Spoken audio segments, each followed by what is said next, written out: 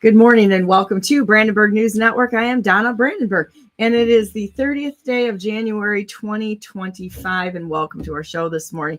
I think we're going to have a little change up this morning. Shawn was having problems with his internet a couple of days ago, and this morning I couldn't get a hold of him. So I'm wondering if he's having some difficulties this morning, both by phone or by internet. So we'll have him on if he ends up getting things figured out, and he'll be on. But in the meantime, I've got Karen the Riveter, my buddy, on, and it's kind of nice. We haven't had a show together in a while, and I think we need to ask some really tough questions. Karen went to a human trafficking conference, and we're going to talk about that this morning, as well as this midair plane collision over the Potomac. And guys, I've got a lot of questions about this. Okay, I think this is a very tragic situation if there were a lot of people in this hurt, but I have some real questions on if people were hurt, if the narrative is just a narrative, and or what actually happened there. And before we jump to any conclusions, we've got to ask the questions first.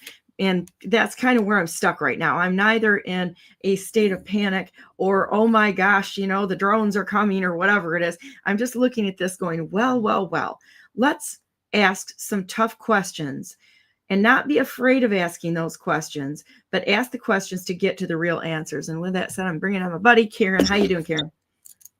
Game on. Game on. And Karen is amazing. You know you're real friends when you call them like 10 minutes or less than that, when a camera needs to go on and say, hey, can you join me? I think I've got a change of schedule here, and I need you. And she's like, absolutely, every single time. So I appreciate you coming on this morning. You're very welcome. I love that about you. I think I could probably sing bass this morning, but you were up pretty late last night. So was I. I went to bed for a little while, and I just wasn't sleeping very well. So I got up in the middle of the night and did a few things. I did some posting and some research and such, and I saw that we were both up, and so we were talking back and forth. And and I made a couple of posts that maybe I should bring those posts up and go launch right into it. But I've got some real concerns. Now, I've done a little flying, not a lot of flying, but a little flying, enough to be just a little dangerous with assessments. Okay. And I say that as a qualifier here for the fact that I have some questions, because there's some things that aren't quite making sense to me. Okay. Not that I'm an expert in this. I'm literally just posing some questions that I believe need to be answered. So I'm going to go to my X account right now and see if we can go through this, besides watching a dam that's fallen apart over there in New Mexico. I did write about, I posted something to a comment from Wall Street Apes this morning. And then I dove into the plane crash. And it's really, there's something off about this to me, which as soon as I see something where I feel there's a problem or something's just not quite adding up, I had to ask some questions. Not that I disbelieve it, not that I'm being heartless. It's kind of like more brave and heartfelt to get to the truth than to buy the nonsense. Okay. And who's telling us what's going on? The agencies that we're learning that we just can't trust right now. Okay. So that's the first thing. The second thing is I'm just going to read my post, and maybe this will make some sense. So a Blackhawk helicopter flew directly into a passenger plane with 64 passengers arriving from Wichita, Kansas. Odd coincidence. DC emergency responders were practicing for a water rescue in the Potomac just 1 week ago. Very odd coincidence. The plane came from close proximity to where drones are being manufactured in Kansas. And I know one of the guys that was the head guy talking about the drones, John Ferguson, we are friends. So it just struck me as odd, right? Then we're going to go to another space here. I'm just going to put the phone up here. Lockheed Martin executive remotely controls UH-60 Blackhawk from 300 miles away during demo at a USA symposium. So let's kind of dig into this just a little bit. So we proved that helicopters can fly remotely, and they have done it. And so let's throw this into the mix of asking questions. Lockheed Martin executive, and as soon as I saw the crash, I was like, this almost had to be remote control because of the flight pattern. It doesn't make sense. Now, I could be wrong on this, but there's some things we need to ask. Lockheed Martin executive remotely controls UH-60 Blackhawk from 300 miles away during a demo at a USA symposium, using a tablet connected via a data link to the helicopter 300 miles away in Bridgeport, Connecticut. Lockheed Martin Rotary and Mission Systems President Stephanie Hill controlled the UH-60 while safety pilots were present inside the cockpit as per FAA regulations. The helicopter autonomously performed takeoff and hover before flying a circuit and landing again without pilot input. Matrix is the technological foundation for DARPA's ALIAS, Air Crew Labor and Cockpit Automation System program that Sikorsky has developed since 2020. The system can receive remote control commands in real time without need of assistance from an onboard pilot. Blink, blink, blink. Okay, so they've been doing this, according to this, for at least since at least 2020. I'm going to say it was way before that because they never tell us anything on time. So before anybody gets all tied up in an emotional response to the plane helicopter mid-air collision, let's just ponder the possibility of yet another alternative narrative. Could both the plane and the helicopter have been remote control? Maybe no passengers.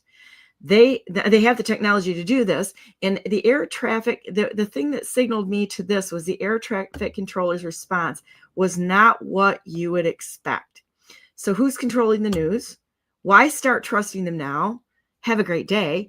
And if this proves not to be the case, I will not regret asking the question and demanding accurate, truthful answers. I'm not holding my breath, however. One more thing I want to go over, and it's another set of questions. Who the hell wrote the procedure for the helicopters starting from the north end of the airport, and I've flown into that airport, circling the airport, and crossing a busy passenger jet approved landing approach on a training flight in the midst of a busy airport on a training flight? Okay, how amateur were the alleged pilots? Don't have the answer for it, but I got to ask it. The airport is ILS capable, so that's an instrument landing system. There is infrastructure on the ground to enable aircraft to stay on autopilot all the way down flawlessly, to my knowledge, guided by the airport infrastructure, more or less. And so realistically, this whole procedure is absolutely absurd, and whoever wrote it should absolutely be held accountable for the stupidity, the sheer stupidity and absurdity of the policy. And the helicopters, another thing is, helicopters are made for agility and visual sight flying. If they had dropped that helicopter down, now whether it was a Seahawk or a Blackhawk, I don't really care. Seahawk is a kind of a variation of it, but it's the same kind of thought process for me behind this. And I'm not an expert, just know enough to be a little dangerous on this. The helicopters are made for agility and visual sight flying, right? If that helicopter pilot had dropped that helicopter down even 25 feet, I'm wondering if they would have missed it. So there was no pilot correction to the helicopter path. Excuse my cynicism to this entire narrative that's being sold out there, because I'm not just not kind of buying it. I'm not buying this. Yeah. One of the posts that I have shared, I'd have to go back to my Telegram because I shared it amongst some other ones late last night, but they said that the helicopter rose up like it was going along, and then it suddenly shot up, and the only way to do that is to really power into it. It shot up like 25 feet or whatever it was. So it looks as if it was very deliberate that it went up. Now, I don't know how they have that record. So my question to you, because I'm like, I know you know what's more normal. And so to examine what's abnormal, you have to know what's normal. So what's normal with a Black Hawk training helicopter? Are they leaving or landing at a civil airport, or are they coming and going from a military base? Why are they even in this jurisdiction at a landing site for a plane? That is a great question. That is a great question, and I know I know a little bit about the landing pattern there. It's kind of odd. They come down on one a runway, and they shift over to the next one right next door to it and come down. It's a different landing pattern, but that's what the policies and the procedures dictate them doing. And the plane itself had about, to my knowledge, a flawless approach. Now, the helicopter is where things get real interesting, okay? To me, they're real interesting because I don't see a pilot just going, oh, hey, there's a plane, let's ram into it, okay? With the fact that they can see, they're going to be able to see. Look at how helicopters have the ability to kind of see around them, and they're agile. They can go up and down. I mean, my gosh, some of even the small planes, you can lose so much altitude so fast it would shock you. And these aircraft are made somewhat for agility. I kind of don't believe that they would have an amateur pilot flying in a heavily populated, very busy civilian airport. Okay, so right there, we've got a problem. I just don't believe it. So if the pilots were even training to go around that, okay, I don't think they're going to have, Bob on his first week on the job flying this thing. I'm just saying, right? And to see the flight path, then the altitude increase that you saw makes me ask a lot more questions. So when that happened and the response from the tower was there, there's just something off, and I'm not holding my breath for the real answer right now, because there's too much going on that we can't count on, and I really do feel that way about it. However, I think we need to ask these questions. Let me throw up your post here. Thanks for putting it in the chat, and let's take a look at what you did. Did you see how they fly around the airport? The pattern is a strange pattern, just a strange pattern. If they were in fact training, okay, I'll give you that. But there's just too many anomalies to this scenario for me to go, okay, I'm going to believe this. You know what I mean?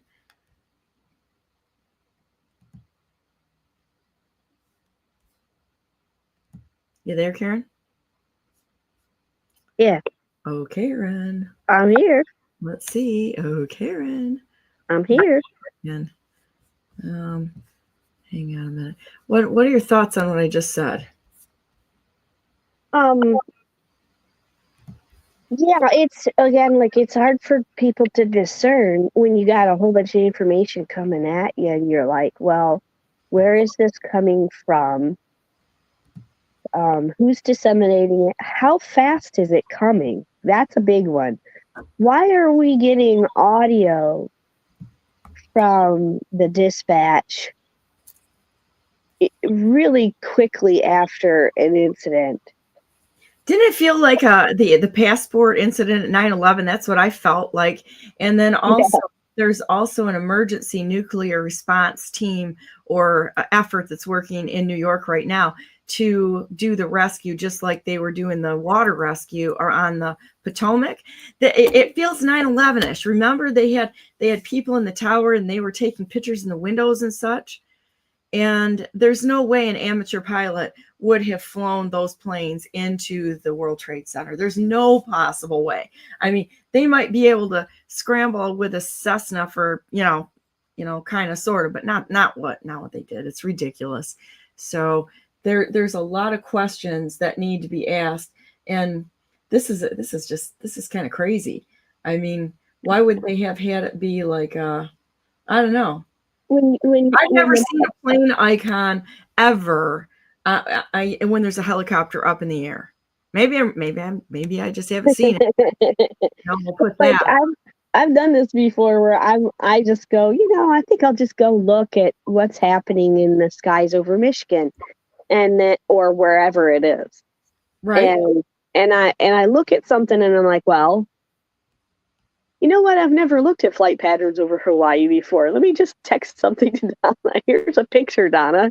Like, why? I did that. I did that for Hawaii. I was like, why is there a pattern of this tight rectangle over a shallow part of a Hawaiian island? Why are they repeatedly doing this? Who's there? Why are they doing it? Like, it just didn't make any sense to me. And there are people who watch flights all the time who can go, oh yeah, that's normal. This is what the explanation is. So I can ask a question, but not get too emotional about it. And that's the thing. You got to not get emotional. Like, people were like, prayers for all the survivors or whatever. And I'm like, well, I just feel objective about it. I don't even feel pain for the idea of people dying or fighting for their lives in the freezing river, because I don't know if that's true or not. That's it. That's exactly it. And they could be using photos from their rescue training session in the news right now because they had it 1 week earlier. So the conditions are going to be a little similar and such. So I'm just asking a lot of questions, but I'm not invested in any of the questions, and I'm really not invested in the whole narrative that's coming out. Unless we're on the ground, we can't see it. So this is MJ, isn't it? MJ Truth. Who this one is from? This is from, I love that guy. Truth Hammer. Truth Hammer. This was either an accident or the plane was the target and the helicopter was the weapon. We need to know who was on the plane, and hopefully it wasn't anybody about to testify for important matters. It may not have been anybody. We don't know. The plane was on a predictable track and assigned to a runway rarely used per ABC report tonight. I don't believe that that's true. Helicopter flew in a regular path, then rose to meet the altitude of the plane and changed directions to intercept in the last few seconds of the flight. Maximum allowed height for the helicopter was 200 feet, which is where it was up to until 37 seconds before impact, surging from 200 feet to 350 just seconds before impact. A deliberate maneuver and takes considerable power to climb. I agree with that. He is not wrong with the assessment there. It does it, from what I know, and I don't know a ton, okay, but I do honestly watch the planes sometimes way too much. I am that person. I'll sit there and watch planes and flight patterns for like literally hours and hours and hours, okay, because I find it absolutely fascinating for no good reason other than I'm a nerd. So I'm still sending you links that you can use to put up if you want. Okay, let's see this. The accident happened in the river. Both the helicopter and the plane crashed in the river. It's east of the approach end of runway 33. It was probably out in the middle of the river. I just saw a fireball and then it was just gone. So I haven't seen anything since they hit the river, but it was a CRJ and a helicopter that hit. I would say maybe a half mile off the approach end of 33. Do you find that odd? I do. I find that really an odd response from air traffic controller. Just saying. Okay, let me put another one up here a minute. What's your thoughts, Karen? You need some coffee. Oh, sorry. Every time I go to Telegram or I'm looking for a link, I'm talking to you, but sometimes you get it, sometimes you don't. So that's why my audio drops. Oh, okay. So again, it's like what is you're saying? Well, that's odd. Well, half of America would just accept it. Wouldn't they say something like I saw the I don't know. It just isn't odd. It's this is interesting because there's a movie. I want to say it was Matt Damon. This was on maybe a month ago. He's an air traffic controller. Oh, who was it? No.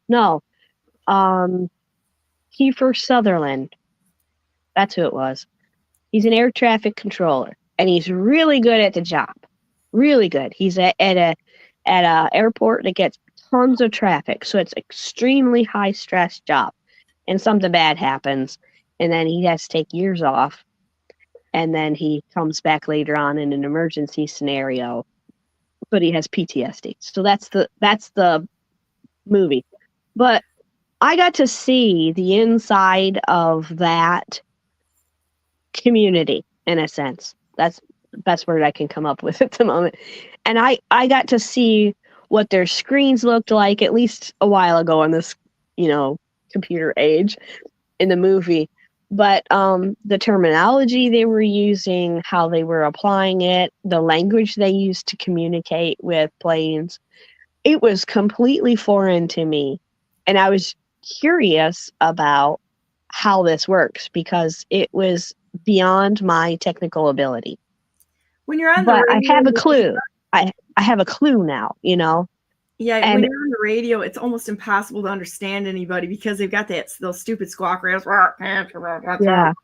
And it's like, I'm like, half the time I'm like, okay, well, here, I'm going to speak clearly and slowly instead of being like, what happens when you're up there flying? I was at an airport one time, and it's like you're supposed to announce yourself and your location and such. And this, and you know what happens with these old guys is the old guys been flying all their life, right? They just get up and they fly. And so you got to kind of watch for them because it's kind of a courtesy thing. And so you're watching, you have to watch, right?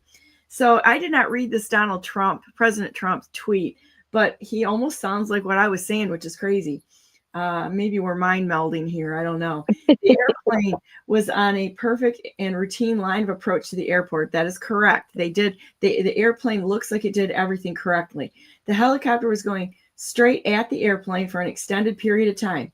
It is a clear night. The lights on the plane were blazing. Why didn't the helicopter go up or down? That was my reaction too. Why didn't the control tower tell the helicopters what to do instead of asking if they saw the plane? That was my point right there, is why would you ask that, do you see the plane? Da, da, da, da, da. No, it's like drop altitude 100 feet. Man, you could do that in a few seconds, It's a bad situation that looks like it should have been prevented. Not good. I would agree totally with the rightful president of the United States, rightful president since 2020, I might add. Blink. Well, I like the fact that he's asking questions and saying this isn't right.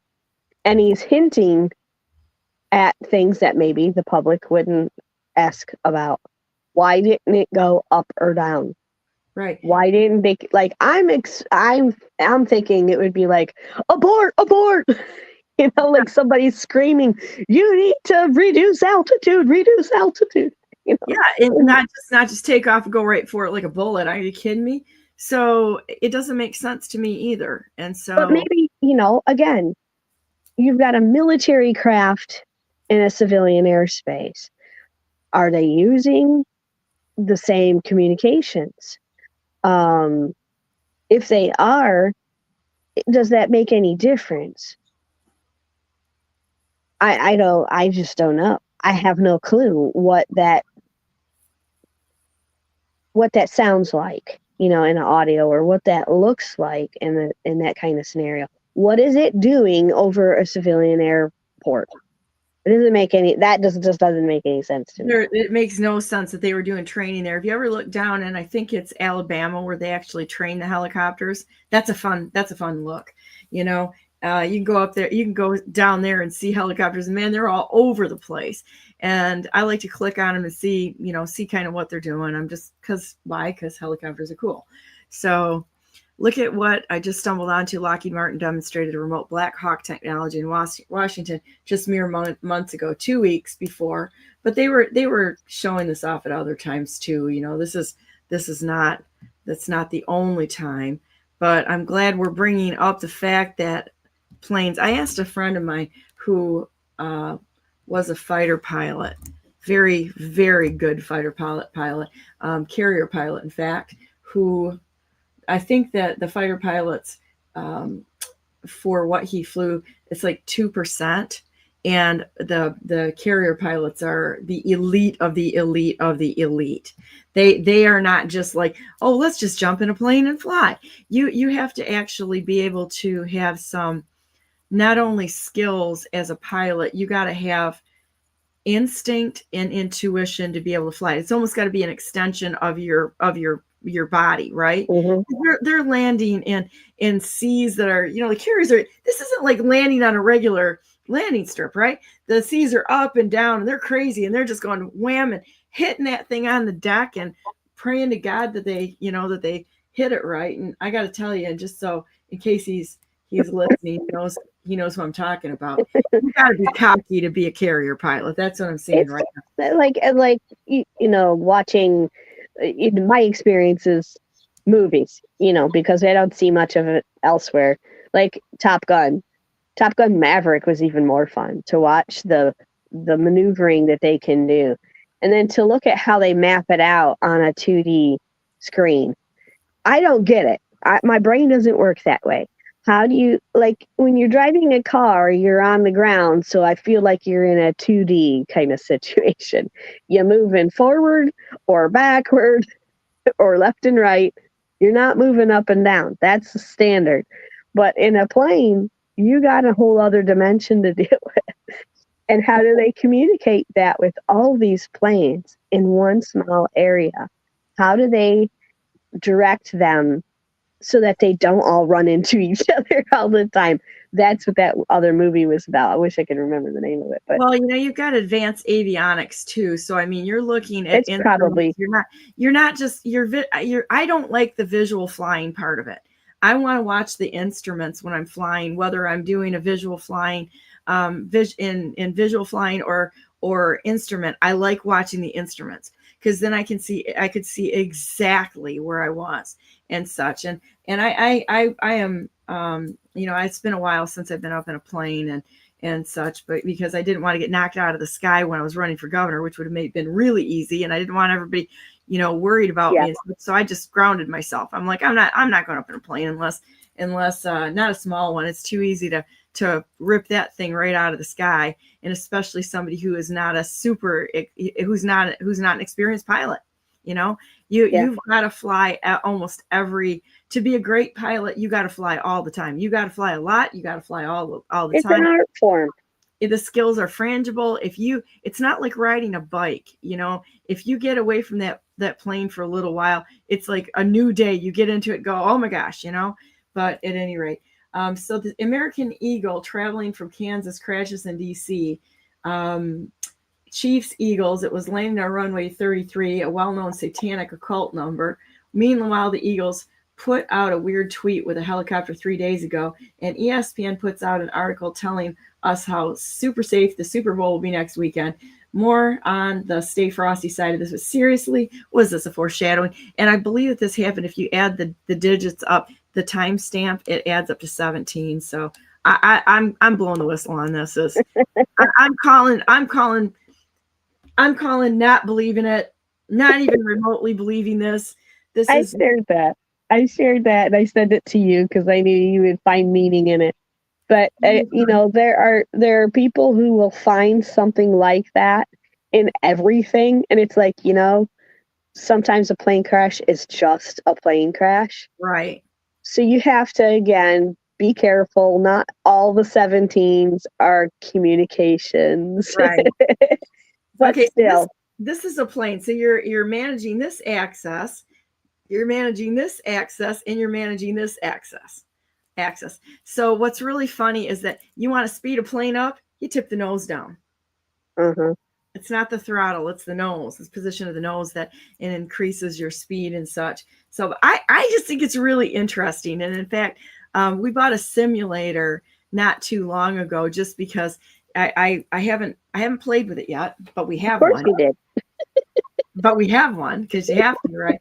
And so when I get real serious about it, I'm going to be on that stupid simulator for months before I even walk on the airport grounds. So morning, Shawn, how you doing? I'm good. How are you guys? I see that the helicopter crashed with the airplane last night, and I think it's very suspicious in my opinion, and just based on looking at the tower radar, it literally shows that the airplane that was coming in from Wichita, Kansas, was given clearance to land, and the military chopper that left the CIA location turns in exact same time as a plane descending and turning into the runway. So, and I talked to a lot of pilots just since 9 o'clock last night. Buzz Aldrin was one of them, and we both came to the same consensus that this was not a pilot error. What a lot of people don't understand is these military helicopters that are flying around DC, they're actually part of a kind of like an Iron Dome shield. Their job is to stop any territorial aggression from the air or from the ground. So if they've gotten word that there might have been a terrorist or biological event or chemical event, potentially something disastrous, then their job is to take that out. So we got lots of questions is where this is going, guys, is that we've got a lot of questions. Are you suggesting then that this could have been a kamikaze situation where military determined they needed to sacrifice? That's what it looks like to me. Well, that's a different direction than I was going at, but that's that's a good thing to know. And I'm glad you brought that up, but because once again, we have to just keep asking questions, because for a fact that they're not going to say, okay, boys and girls, this is what we did yesterday. And so they're not going to tell you that. They're not going to come right out and say it. And, and by the way, we've got the bad guys kind of, sort of, but actually not. They're somewhere on a plane with a bunch of gold over to another country that we want to start a war with. I mean, I'm being facetious about this, but you get it. You get the picture. Well, this is interesting, too, because Trump has been really transparent, if you want to use that term, since he became, since he was inaugurated this last time.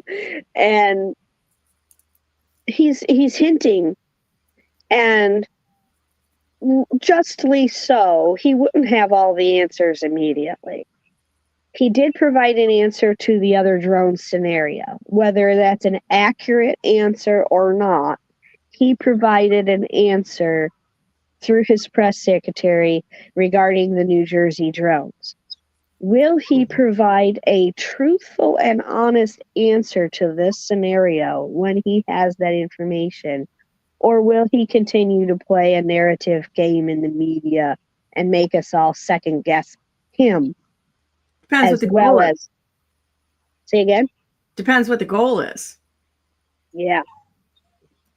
Yeah. Mm-hmm. He'll protect the country one way or another. And some of the country is ongoing, then you can't really tip your hand. So the enemy knows exactly what you're doing. So that's the case, and I can understand that. But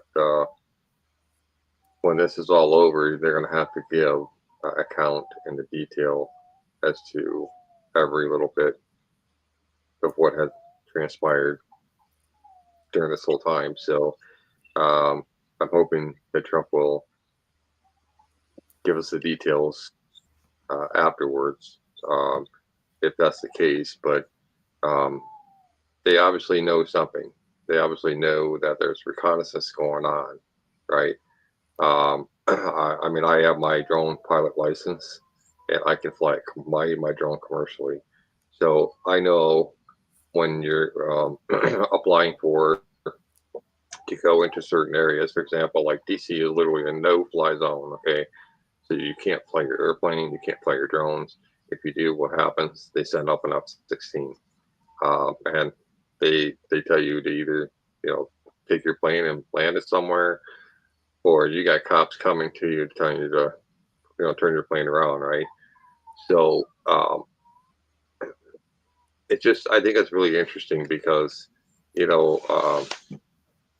Biden really couldn't give account for anything. It's almost like he doesn't know what's going on. Like the left hand doesn't know what the right hand's doing.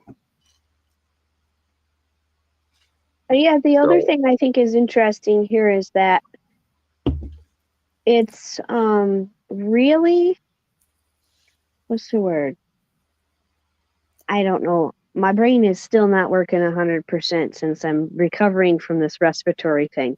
But so it just so happens that the helicopter ran into the plane so that the crash happens over a river instead of over a civilian area. So that the destruction and, if there are passengers, the death occurs only between those two crafts and not over other civilian territory.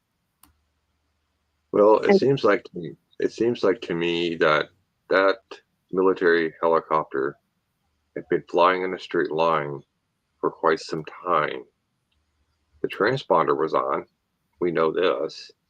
We know the transponder of the airplane was on. We know that he was in communication with the tower, just like the plane was. There would have been enough time for the chopper to be able to avoid the airplane. It could have just slowed down and stopped and hovered and allowed the airplane, come in first, right? And then proceed on what it's doing. So when I spoke with a lot of different pilots, they kept saying, no, this was not a pilot error. There was given an ample amount of time, and just before the impact happened, the tower is telling the chopper pilot, hey, do you see the lights on the plane? And then about 10, 15, or 30 seconds later, it all goes dark. So it seems to me this was a very deliberate act, based on what a lot of other pilots are telling me. And from my experience as a drone pilot, you can't make this stuff up. I mean, this is something out of a Tom Clancy novel,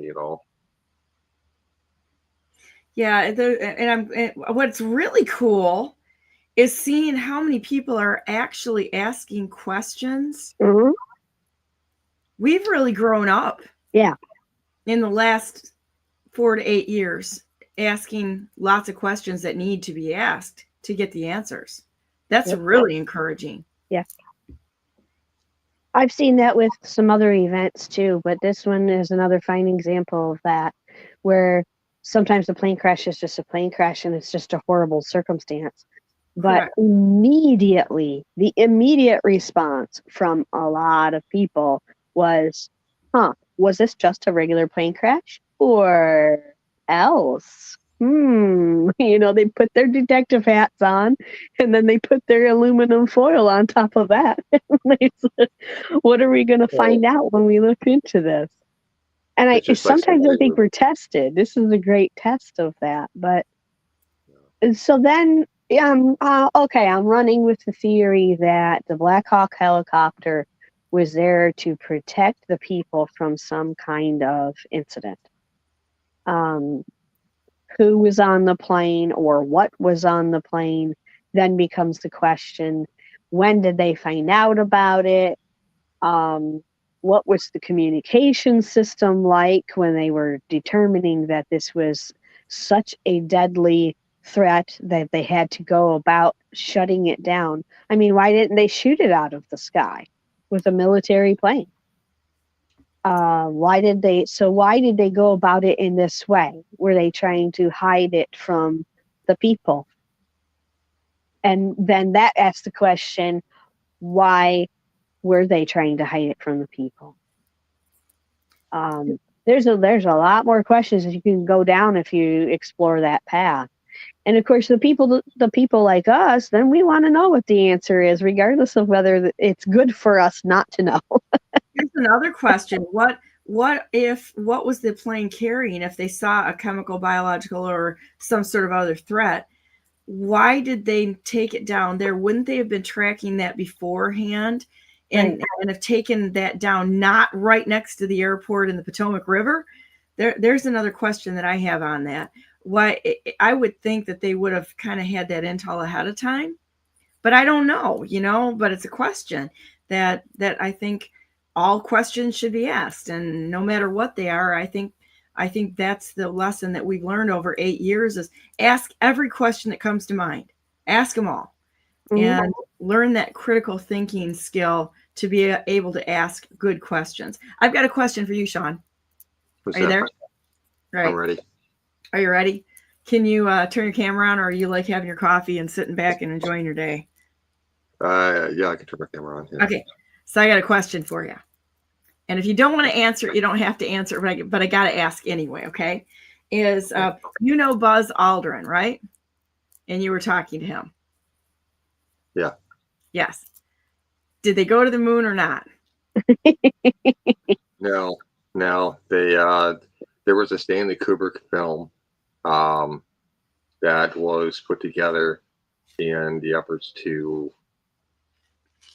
try to, well, we know what was going on with the Cold War between the United States and Russia right in the 50s. And it was interesting, though, because seeing the declassified CIA files, we could actually see how they staged this huge production and how they kept it very, tight-lipped, tight-controlled. And then we got Buzz Aldrin, who years later, is coming out and saying, well, if we ever go to the moon, let me know.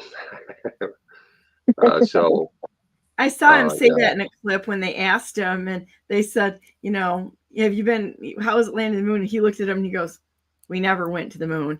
And I thought it was kind of funny, so had to ask that. What's your thought about this? Because I have a theory that we were actually to the moon potentially before that, and the truth about the moon landings have actually been hidden from us. It wasn't what they showed, but I think we've actually been there. But I don't think it was the Apollo landings, and I believe we were probably there before the Apollo landings. So how's that for throwing a wrench into this? That is one theory that is definitely worth exploring. What I am hoping is that Trump will release all of the CIA files on that, as well as the Martin Luther King and John F. Kennedy and everything else. But I gotta tell you, if there is something on the moon, for example, another space alien race or whatever, I'm interested. But I still believe that we have never been to the moon. We might have had a drone or like a rover of some kind or something like this, but I really don't. Just based on the technology that they had at the time, they were trying to make it look as they were on the moon. There was a lot of mistakes they've made. For number one, when the astronaut that walked off with the lander onto the moon for the first time, there was already a camera positioned about 40 yards away. So where did that camera come from? Who is operating that camera? It's not attached to the lander, obviously. So, kind of that was absurd. I actually got in trouble in 5th grade for asking that question to my history teacher. So, because I'm always I'm kind of the guy that thinks outside the box. So, I guess I just always assume it was just attached, but that doesn't make any sense, does it? No, it makes no sense. I think that's really funny too. So there's a couple of images that I'm going to try to pull up here that make, but they can fake anything. They can fake all kinds of pictures, and you would never, unless you're really good or you're doing some advanced, and I mean advanced analysis on the photos. And even then they've gotten so good on them. Some of these things you really need to seriously question. I'm looking for, there are pictures that show dark objects on, it's not where they normally show pictures of. You got to be a little bit of a nerd to search this thing out and look for them. And I'm not saying that any of it's true or not, but they're questions that we should ask. But you know, you got all kinds of questions, the Van Allen belt, all of that sort of thing when you get into space travel, and do we have something that can actually navigate through that without turning into space trash within 30 seconds? You know, that's another thing. I know that we do have anti-gravitational crafts, the TR-3Bs, Astras, and the Mantra.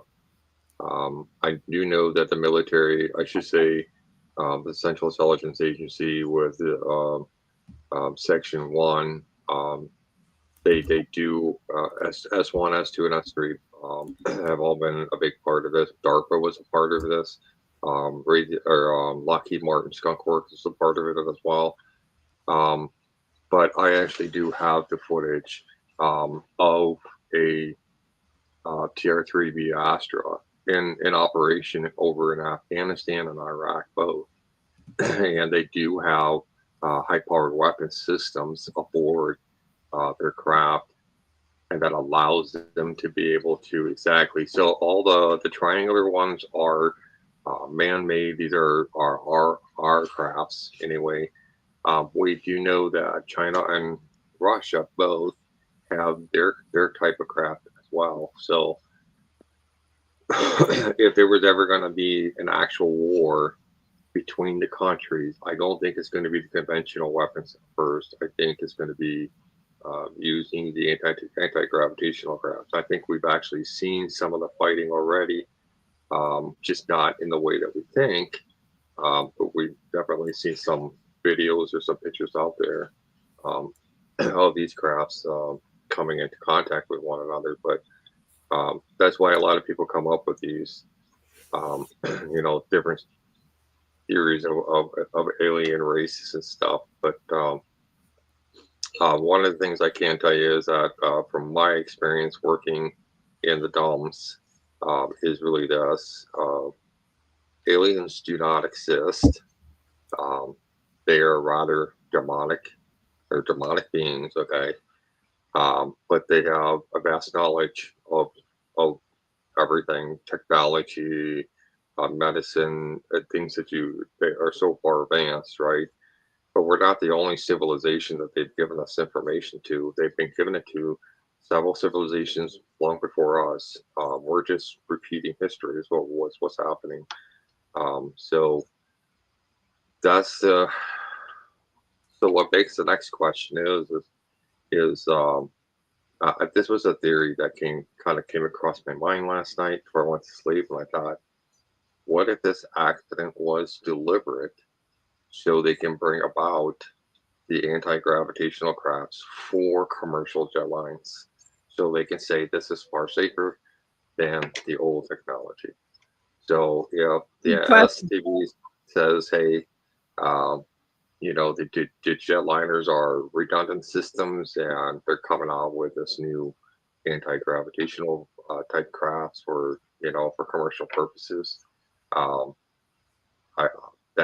that's one theory that I have. I could be wrong, but I definitely do want to know when and if Trump is going to declassify the anti-gravitational crafts and let us know about them, and what their, I guess, maybe not all their plans, obviously, but are they going to make this public? Are they going to come out and say, okay, we're working to deal with Boeing, or we're working to deal with Blackrock, like Raytheon or some other company to develop these for commercial jetline purposes? We've already seen some more for private use over in on Dubai. So the question now is really, I think a lot of stuff that's been going on, I think it's just been kind of like, you can't just come out to a primitive species and say, hey, guess what I've got, right? Or hey, here's this, right? And just throw it all on our lap, because our brain cannot absorb all that information all at once. So if I want to, share some modern revolution in technology with somebody, I'm going to give them like little crumb pieces, right? Give them little crumb pieces, and over time, you start giving them bigger pieces. And then after a while, people will then become conditioned to accept the technology change, it's kind of like when they first came out with cell phones, they were these really huge, big, bulky, boxes, and you can't put them in your pocket, you had to put it like in a backpack or something, but they were kind of awful. Or they were built right into your car, which had an antenna, and then you can connect it, like wirelessly to a telephone line or something. But they had to start out with more redundant systems, and then just kind of start piecing in a little bit more of the technology over time, and then finally we got to the point where we are today. I'm on my cell phone doing this live with you guys. Now if you would have, if somebody went back in time 25, 30 years ago, said this is what you're going to be doing 25, 30 years later in the future, my mind would be blown. I'd be like, where do I start? How do I begin to process this information? Dude, I would have been like, bring it. We've been watching the Jetsons here since forever. So I honestly would have been like, cell phone. Oh yeah, that's got to be possible. We grew up watching it. But I would like to say to anybody who's holding back information, because as you said, the SR-72 is real. We know that, and such. And so, but I would say, fire hose us. I would be the first one to say, fire hose me with information, and let's just see how well I do. Because I'd want to know everything and how it works, why it works, and such. How many people want to raise their hand and say, go ahead, tell us everything, and let's see what happens. The rest of you kids, go get ice cream while we go and we dive into this stuff and figure out what's really going on. It's funny because there's this concept of we need to get the hose. You deserve the hose again, meaning a punishment. You're going to get the hose, meaning you're going to get hosed down because you're naughty. And here's Donna going, I want it. Bring it on. Bring it on. That is totally you. Yeah. But I noticed that we both laughed when he mentioned the cell phones. We laugh at that, and I'm like, well, I remember computers becoming a thing, and I remember the rotary dial, and I remember when you had to get up and change the channel on the TV because mom and dad were too lazy to do it, and we didn't have remote controls, so they send the kids to turn the channel, and you had 3 channels, 4 if you were lucky. I remember those days, and we laugh at it now. We laugh because we were so technology weak, Oh, but man, look at where we are now. I'm open-minded to the idea that there's so much more technology than I know already existing, and that fact has shaped my perspective when I look at things like this. Like when you said, could it have been remote? Could the plane have been remote? And I was like, I never even would have thought of that. But if they could do it with a helicopter and act like it's new, maybe that's been around for a while. Maybe it is quite possible. Maybe that's what happened in 9/11. Maybe there wasn't anybody on that craft. Maybe there are all these. I want to see the passenger list for this other plane, because I think we all want to dig into who is on that plane. Is it a person that was the suicided? Who is killed because of who they are or what they were about to do? Was there somebody that was going to be testifying in Congress or something that was on that plane? Or was it supposed to be just a bunch of civilians? Was there actually anybody on that plane? And if not, how are they going to hide the people that were supposed to be on that plane? Those are more questions. But if there was like a biological attack planned, well, then you do something so that it's going to explode, but that it's also going to prevent more destruction. And could that have been planned in advance so that you could protect the public from not only the incident themselves, but also the knowledge of what the danger actually was, until such a time as we're capable of handling it? Well, and there's a lot of things to ponder. There are a ton of things to ponder. When we started looking at the information that I was publishing on Martin Luther King Jr. and the fact this week that that he was definitely involved in some bad things. There's a lot of things that have come out about that, but I want to show you something I thought was amazing. This is the best shot that I can give it right now. We don't know if actually people get morphed into other people. We don't know. And if they change their identity to hide them or hide information or whatever, and I'm not trying to be disrespectful for anyone, but what I am doing is questioning the validity of some of the narratives that have been given to us. Are we even talking about different people saying, do you see what I'm saying? We've got to ask those questions, and potentially the answers might be more than what a lot of people can handle. But when you look at, I hate to say it, but this is actually pretty good comparison when you look at, well, let's just look at a few pictures here. The facial structure here, I hate to say it, but I think I'm not going to say that I'm going to, bet the farm on it. I'm not betting the farm on it, but look at the similarities right there. But again, I don't know the answer to it, being more open-minded than ever before. I feel like I am, and maybe I'm still not enough open-minded. I don't know. Sometimes, my mind runs in circles. Like, am I going too far with my imagination here? Or am I just being a critical thinker and it's a good exercise? I think we have to think outside the box if we want the truth. And I've always been one of those people that challenges authorities when they've made a mistake. I did that in second grade. That was the memory I have.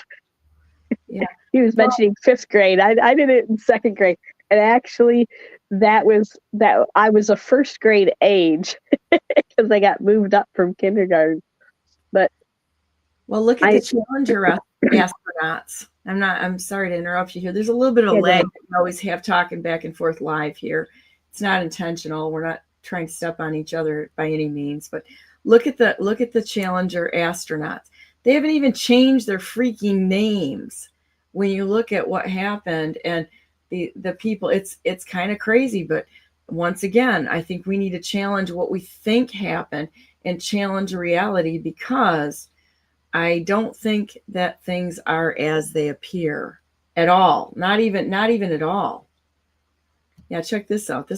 I'll see if I can pull this thing up a minute. Let me see if I can pull this one up so you can see a larger picture of this. And then, one of my first thoughts, and this is where our country is so far ahead of where we were before. One of my first thoughts when I saw this plane crash, excuse me, making so much of an impact on the news cycle, was what else should we be looking at? What else is going on? Well, today, Kash Patel is supposed to be getting interviewed, and I think RFK Jr. is also supposed to be at a hearing again today. So are they trying to distract from those things so people are focused on something else? I don't think they're going to crash a plane just so they can hide a smaller story from the public. But I think they use stories like this to camouflage other things that we would be spending our time on. Absolutely. Well, look here. Here we've got the Challenger astronauts, and they didn't even seem to bother to change their freaking names. Francis Richard Scobie, he's Richard Scobie, and he's the CEO of Cows in Trees. We've got Christy McAuliffe, and Sharon McAuliffe is a Syracuse law professor. We've got Judy Resnick, and there's a Judith Resnick as a Yale law professor. Ronald McNair and Carl McNair and Ellison and Claude Onazuku I don't know how to say his name.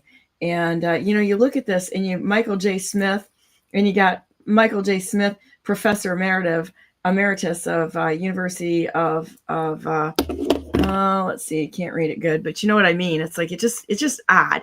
So when I look at the Martin Luther King Jr. stuff, I was like, wait, whoa, wait a minute. I don't know if it is. I don't want to disrespect anybody and say anything, but I don't want to be stupid either and just float around in the world and not ask those questions. And I mean, that doesn't make any sense. How do you wrap your mind around it? You're like, were they astronauts that didn't crash, or were they actors that weren't astronauts to begin with? Were they just, paid to act a role and then they went on with their lives? I mean, when somebody meets them and they say, hey, weren't you on that? What do they answer?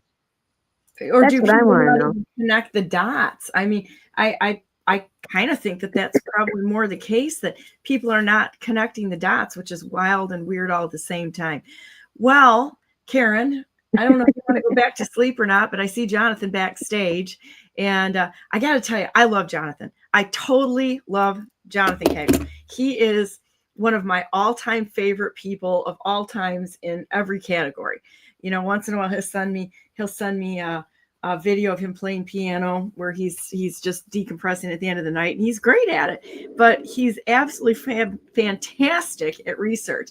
And we haven't talked in a while, so I contacted him and I said, I think we need to do an update here. I need to have a Jonathan Cagle information fix, because there isn't anyone that is outstanding and can have so much information in his brain. It's incredible. Vicki Davis is another one, but they go in different directions. She does the treaties and the law. Jonathan is just like who's who in the zoo. And, if they broke the law, let's take them all down. And I kind of like that, she's process, he's individuals, and he names names. And I love that. So ready to go back to bed, and I'll bring Jonathan on. Well, I'm sitting in bed right now, actually. I'm not at the kitchen table at all, but I got a bunch of paperwork sitting out in front of me, and I'm not going back to bed. I'm too awake now. Well, give me a couple seconds here, and I'm going to play the intro so that I got a nice little break here for reference, and then we'll bring Jonathan on, and then let him talk for a bit, okay? Sure. All right. I'll be back in about 30 seconds.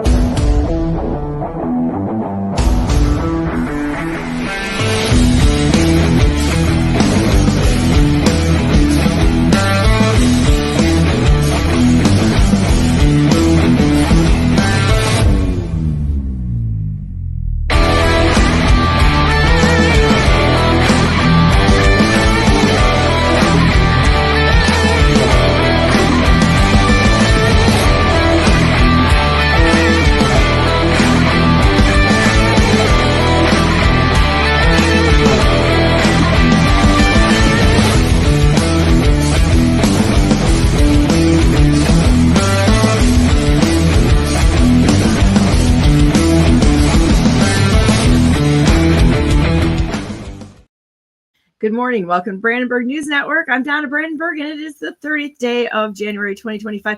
And welcome to our show with, hands down, my favorite researcher, Jonathan Cagle. How you doing this morning, Jonathan? Can you hear us? I don't know if you can hear us. Hang on a minute. Let's see. We're muted. We're unmuted. And we'll get through the technical difficulties here. I think you're still muted. Can you hear us? Yeah, it keeps going back and forth between muting and unmuting me like indiscriminately. I'm sorry. No worries. So I'm really glad that you're here today. And what are we going to talk about today? We always get started on this and what's going to do in your world and such. Well, it's up to you, Donna. I mean, I think that you had mentioned to me that there are a couple of things of interest that we had recently put out that were of especially high interest for you. And so, I mean, it seems like everything's happening all at once, so we can go in whatever direction you want to go. Well, give me you take the lead and let's go in one direction. Karen, and I'm going to kick you backstage just for a minute. and then I can bring you back in a few minutes so that everybody can see Jonathan for a few minutes, okay? Or I can jump off if you want. Oh, you want to just stay backstage if you'd like, and I'll bring you in for questions if you want. Okay, there we go. So, so which direction you want to go in, Jonathan? I mean, we talked about several different things, and I mean, I've got a lot of questions right now. There are so many people involved in the economic subversion of the United States. And I think that this is one of those, this is really your specialty, is to connect the people that are behind the corporations and stuff. And I actually have a current situation that I'm working on right now that I want to go into with you later, not now. I mean, I gave you a little bit of a crumb there on this, but it's going to lead back to, I'm pretty sure, very, very high level organized crime in finance and such, which I think that it's going to be fun to show you what I have as far as the information, and then we can kind of compare notes, or if you want to jump on it and do a little too, I think this could really be a big deal. But more than that, we've got a lot going on within the appointments, some questions I have within the appointments. You know, I'm still really, even though I like some of the things that JD Vance has said, I am absolutely what the living hell on this. And Vicki Davis is the same way on it. But I'm hoping that President Trump follows his normal path, which is putting people out there in order to draw attention to things. Like, I love Tom Homan. I love him a lot. I wish we had 1,000 Tom Holmans out there that are just in there kicking ass and taking names, because he's going to do that. But until we see all of these arrests, and I mean a lot of arrests, the policies aren't going to change anything. We have got to remove the criminals. So let's start working down something and show everybody who the criminals are. How's that? That sounds good. Per our last conversation, I mean, I think that there's a lot of merit to, you know, mafia involvement in things that have happened very recently within the last few months, as well as things that have happened in the last year or even 2 years, some of which, you know, for you and your situation especially, hits close to home. Accidents, so to speak, that are designed to look that way, that are catastrophes that we're pretty certain at this point they're sabotage and terror attacks designed to, you know, nudge society in certain directions, as well as enrich those who wish or seek to maintain or grow their control over, you know, America's economy, the global economy, supply chain, you know, control of natural resources and lands. There's a lot of that going on, and it's mirrored in the socioeconomic private equity spaces. With, you know, we've talked about this a lot, the global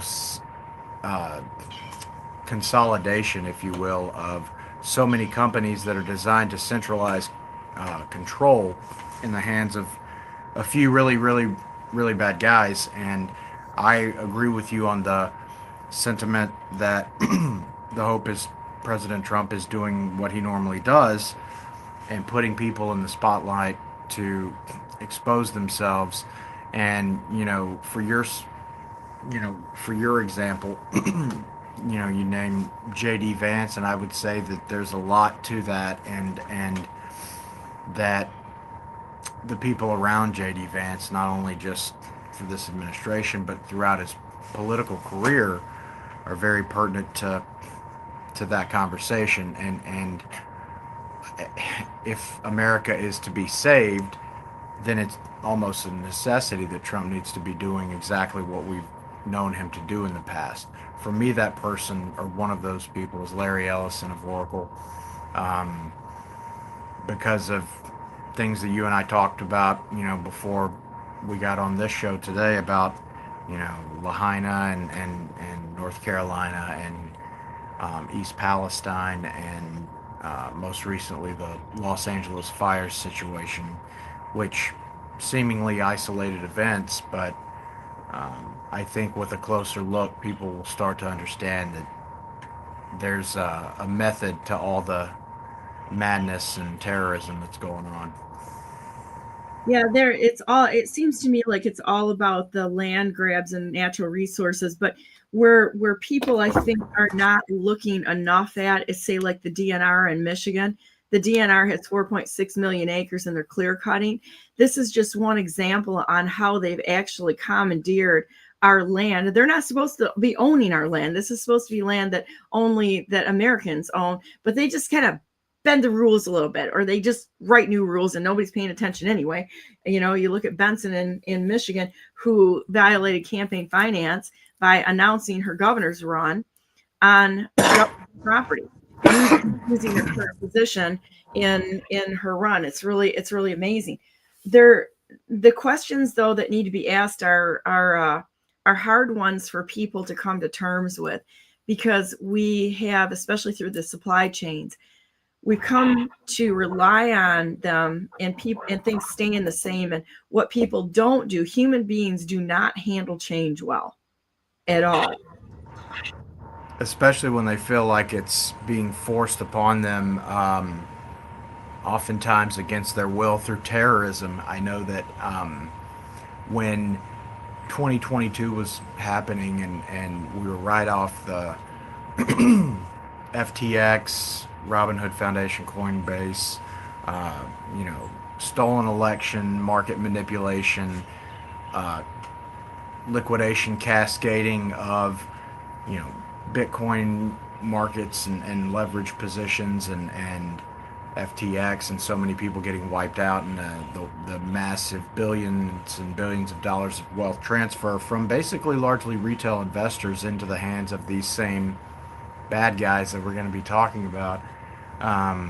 Follow that up with seemingly every other day there was a fire at a food plant or some kind of agricultural center that develops and produces our food, and or something tied to the supply chains that delivers that food to the dinner tables of tens of millions of Americans. And then you start to realize there's a lot of consistencies I'm seeing in the people who stand to benefit from everything that's happened over the last 4 years. Let's open the books. Let's look and see who is financially vested in these companies, and the companies that would spring up and benefit the most on the back end through a new paradigm shift from this more traditional,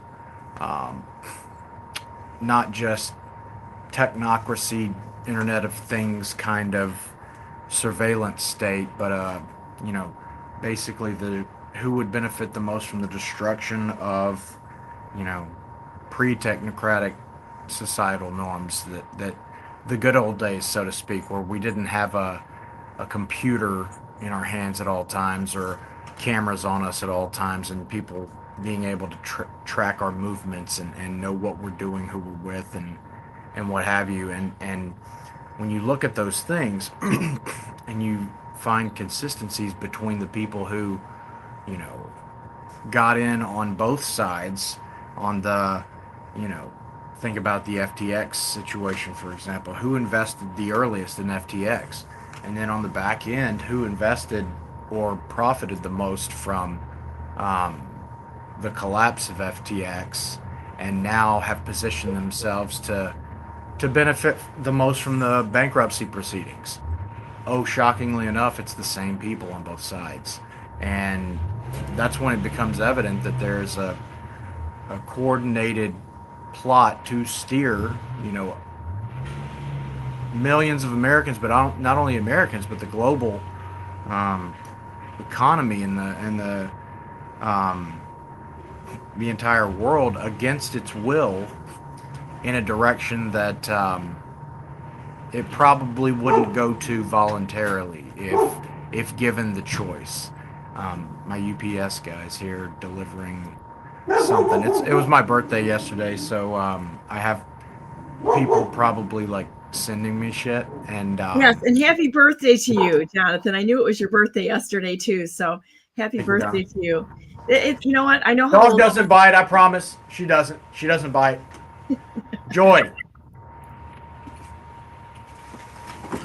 I'm sorry about that, buddy. It's okay. Yeah, she is. Jonathan's birthday package delivery.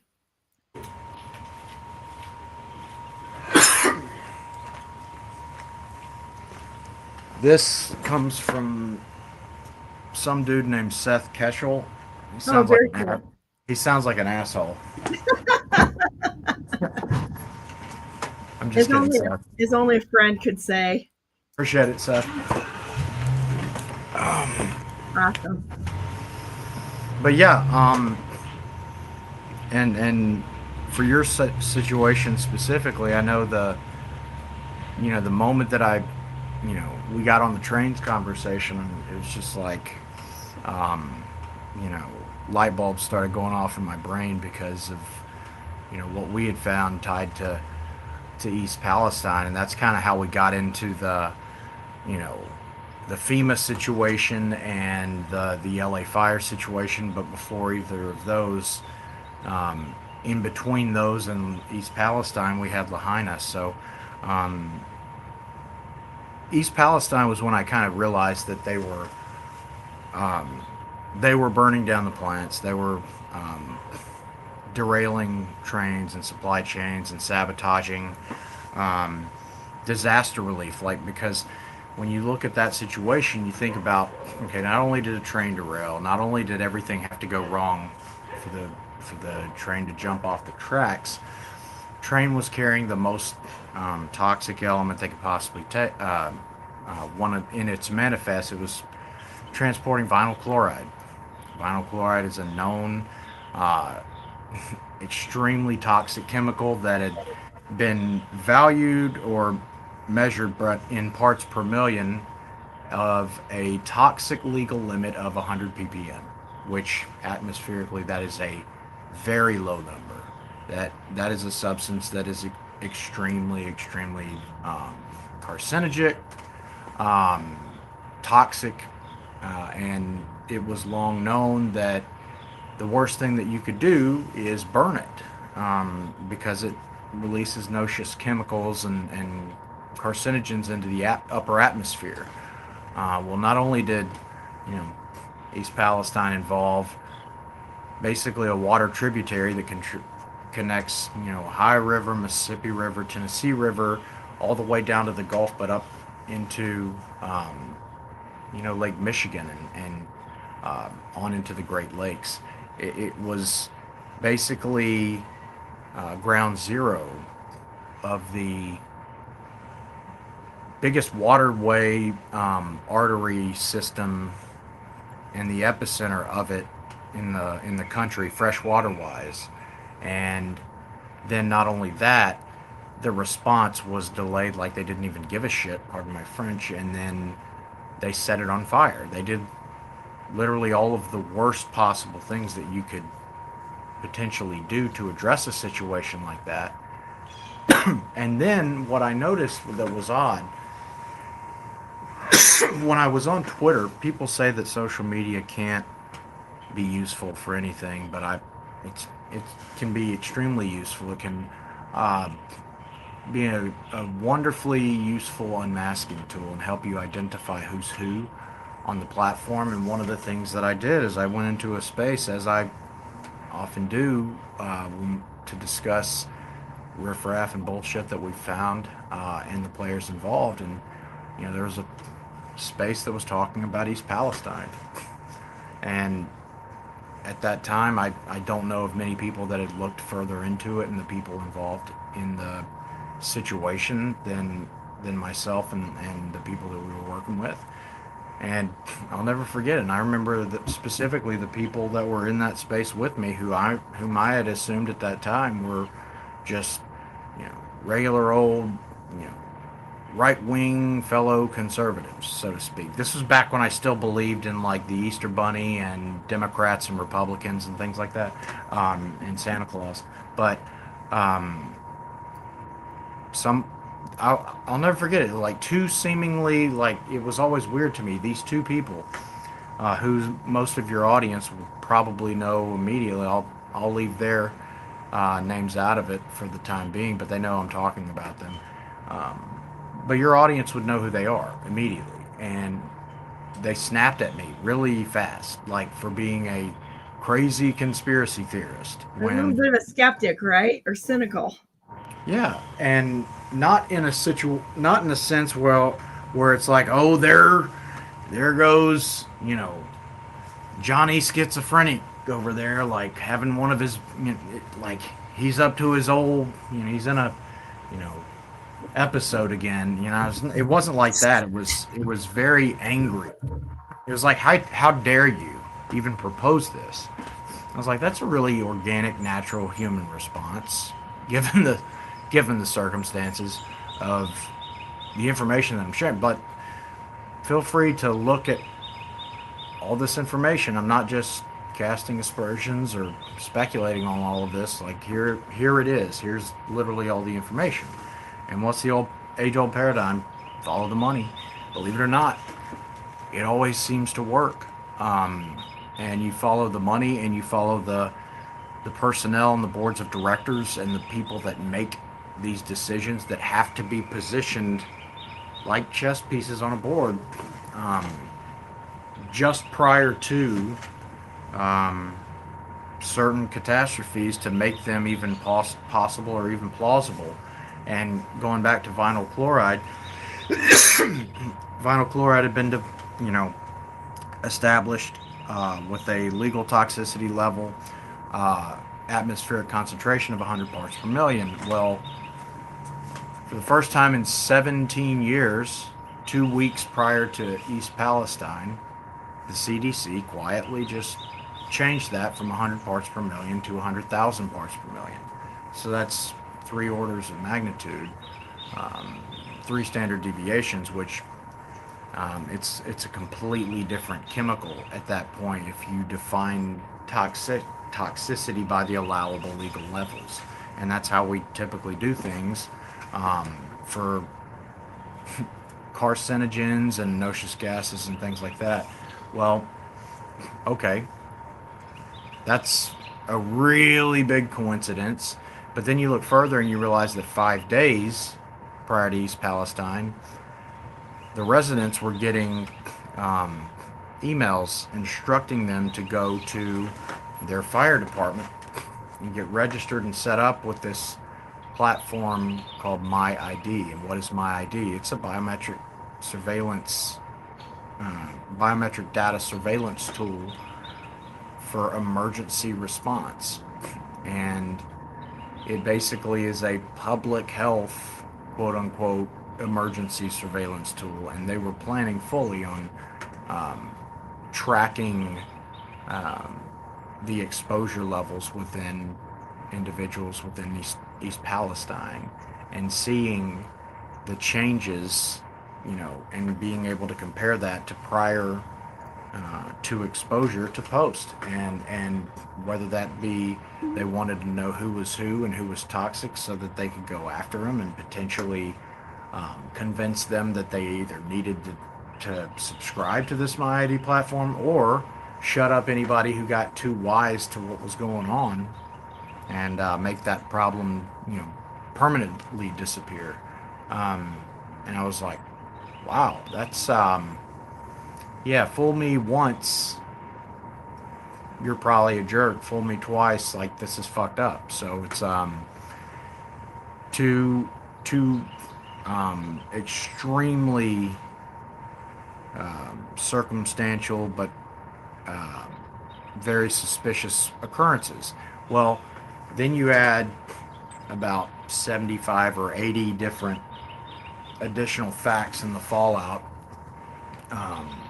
regarding East Palestine. It becomes clear by about the, I don't know, first one for me, but like for any reasonable person, you'd look at it and you'd say, okay, this, okay, this is sabotage. This is a terror attack. What is happening? Who's involved with this? And that's really where we started looking, and that's how we kind of got into Lahaina and started immediately exposing these disasters that are not so natural.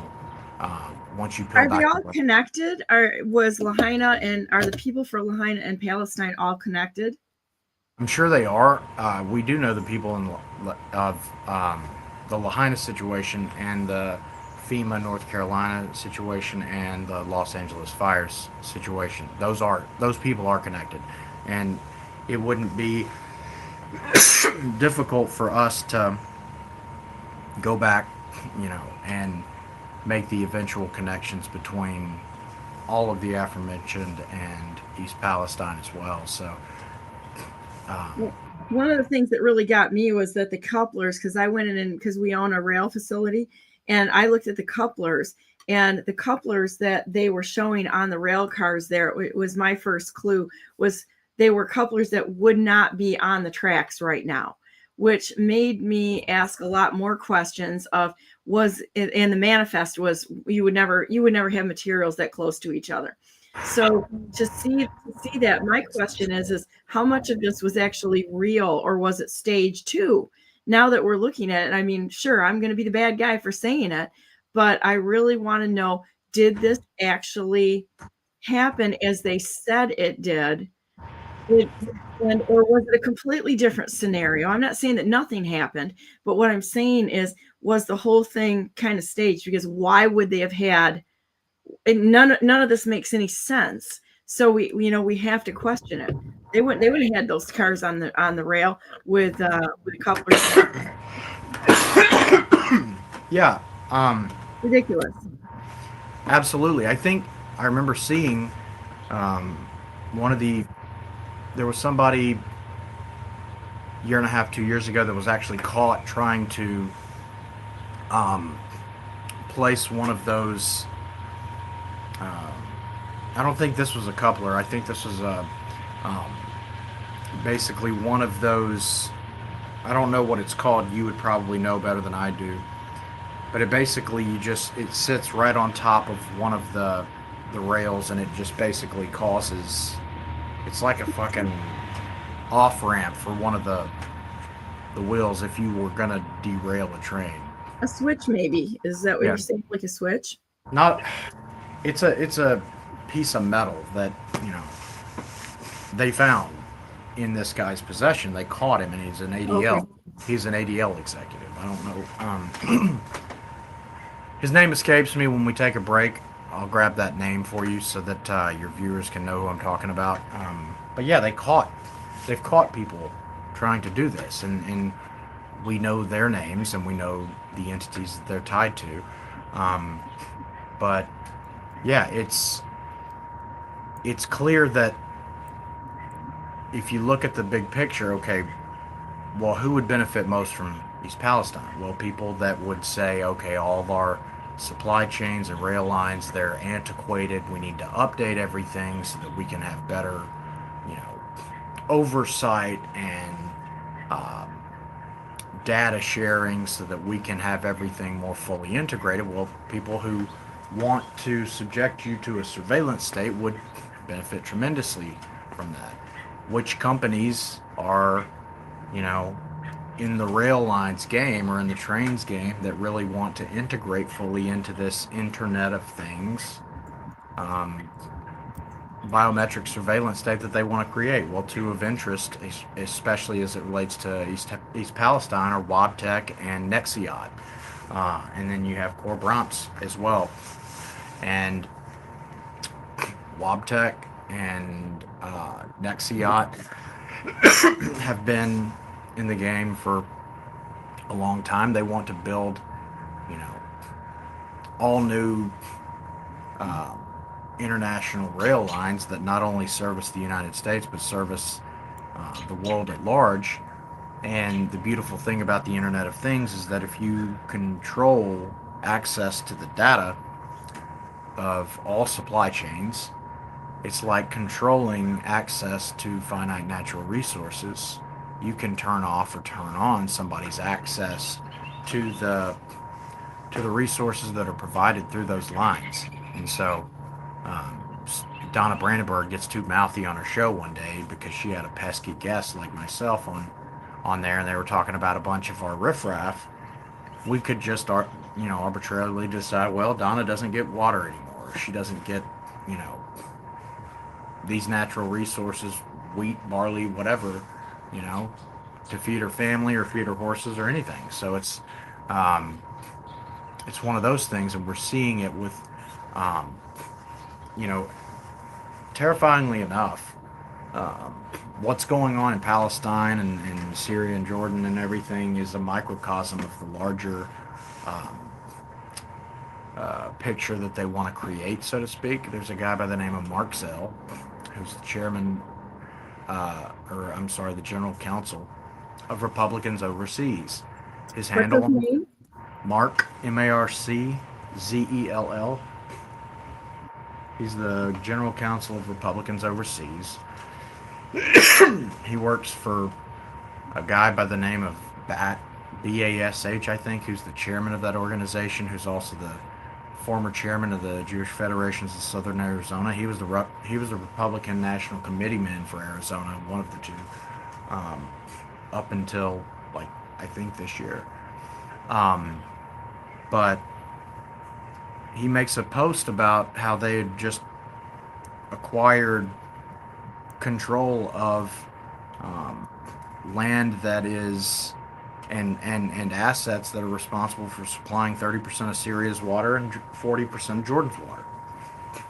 And he makes a comment saying, you know, water is the name of the game in the Middle East, and what's important to understand is that maybe our having these assets will force Syrians and Jordanians to behave well.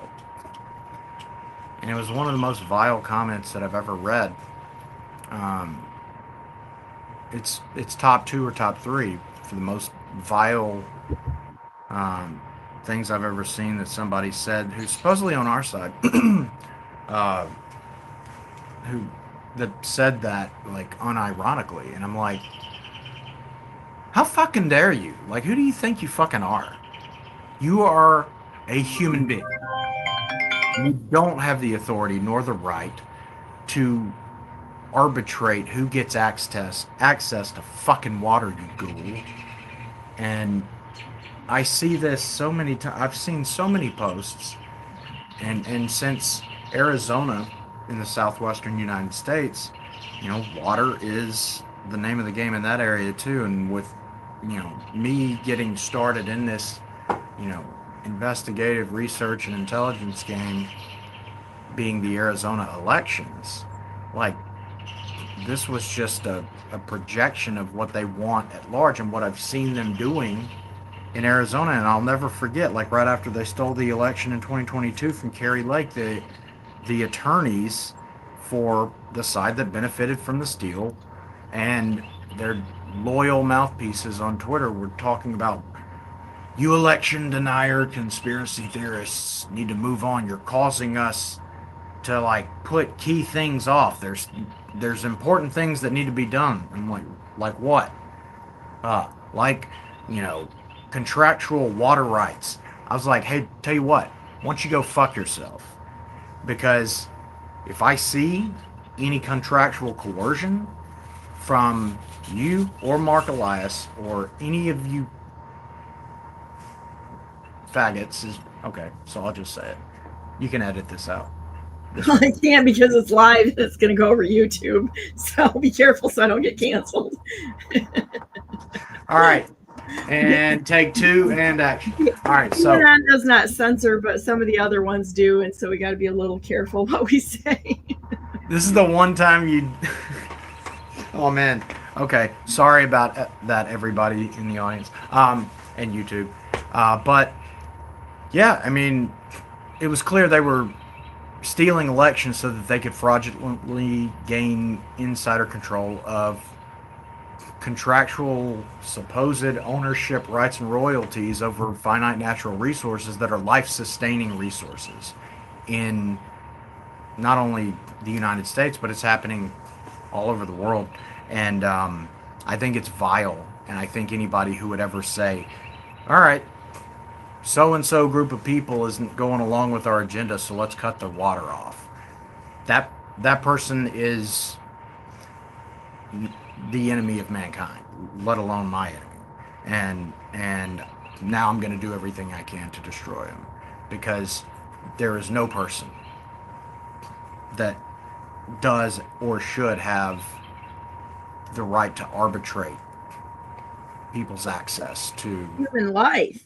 human life. And it's vile. And I hope that people find them like in real life and beat their ass. Like, I literally hope that happens, because anybody who says that, like if somebody told me that they were going to cut my family's access to water or oxygen or whatever, like, and basically, long story short, telling me they were going to kill them, like, we wouldn't be friends, and I would probably go after them. And that's what this guy is doing, and that's what these coordinated sabotage terrorist attacks are largely about, is basically smaller, gradual movements of the populace against its will towards centralizing control of those assets and those life-sustaining natural resources in the hands of people who are the worst people in the world. And that's not something I'm okay with. I'm not okay with their IoT technocracy. I'm not okay with J.D. Vance's proximity to a lot of the people in the Palantir world and the Founders Fund world and the 8VC world that are right there in the thick of it, thick as thieves with those same ghouls. I'm not okay with Larry Summers and Jeannie Oil and Santander and you know, Glenn Hogan, Hutchins at Silver Lake, and these people that are the kid traffickers also arbitrating to me what appropriate decorum is on social media, what my allowable access to water or power or carbon, my carbon footprint. I'm not okay with having that conversation, especially not with the people that have no place.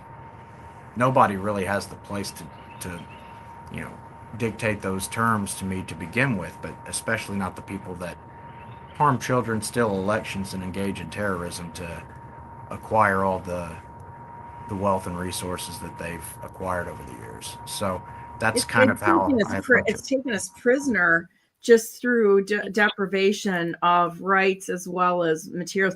But they've done it before. I mean, that's what they did. The Bolsheviks did it. And, by taking out 10 million, I think there's more than that, but that's what they talk about. 10 million people, it was the farmers.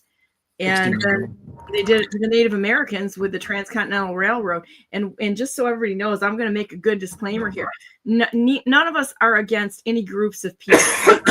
I'm not against any group of people. I'm not against people of different countries. I'm not against, I've got a lot of friends who are gay and lesbian. We're not against groups of people at all. We're against the institutions that say they represent them, but don't. They're all infiltrated. It's just like the Republican Democrat Party. And I'm glad you said it, because it is the uniparty, and it's very, very difficult to make that jump in realizing for a lot of people that the game has changed. What you think you believe in doesn't exist any more than any fantasy character. They're taking you hostage by making you believe in an ideal that you believe in, that you think is right.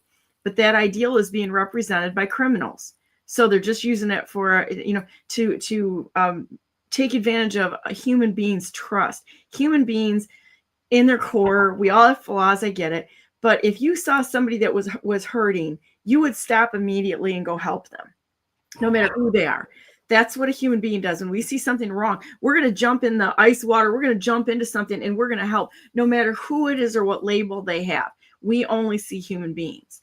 The problem is that when you get into the technocracy, as you called it, it's a good word, the technocracy, as well as all of the politicians and the different countries or ideas of countries. I don't even believe that countries exist per se anymore. I really don't. I think that we should have smaller countries. We should have local governance. But the way it's set up right now, which I believe President Trump is addressing and fighting, is that we have trade zones and, and proxy countries. Like Ukraine isn't even a country. It's a proxy of the CIA. There's no debating that. and who they put in place to run it, to be able to run drugs and all that other sort of thing through there. So we're going to have to start thinking differently about those institutions that we believe in, and go back to the fact that we stand with the people. So whatever terms are used here, they're not derogatory in any way, shape, or form, that, you know, towards people, but they may be for the governments. Yeah, sorry for That's okay. That's saying. my disclaimer there, but that's the intention. So, you know, it's just like anything else. You know, the intention, it's smart enough with the intentions. You know, when we talk about going after people, I'm like, we're not talking about grab your torches and pitchforks. We're talking about going out there and through lawfare, through actually the law, or for defense of our families, we absolutely have that right to defend ourselves. We have the obligation to do so. The obligation, it's our duty. Yeah. Yeah, and let's get into specifics here. Do you have some specifics that we can like lay some individuals out that need to be brought forward? Because that's like my favorite part. yeah, so for East Palestine, and then I'll briefly jump from East Palestine to North Carolina, and then over to most recently Los Angeles. But with East Palestine, the private equity firm of highest interest as far as the sabotage and the toxic spill is a private equity firm that is a Latin phrase for what next, and it's the letters QVID,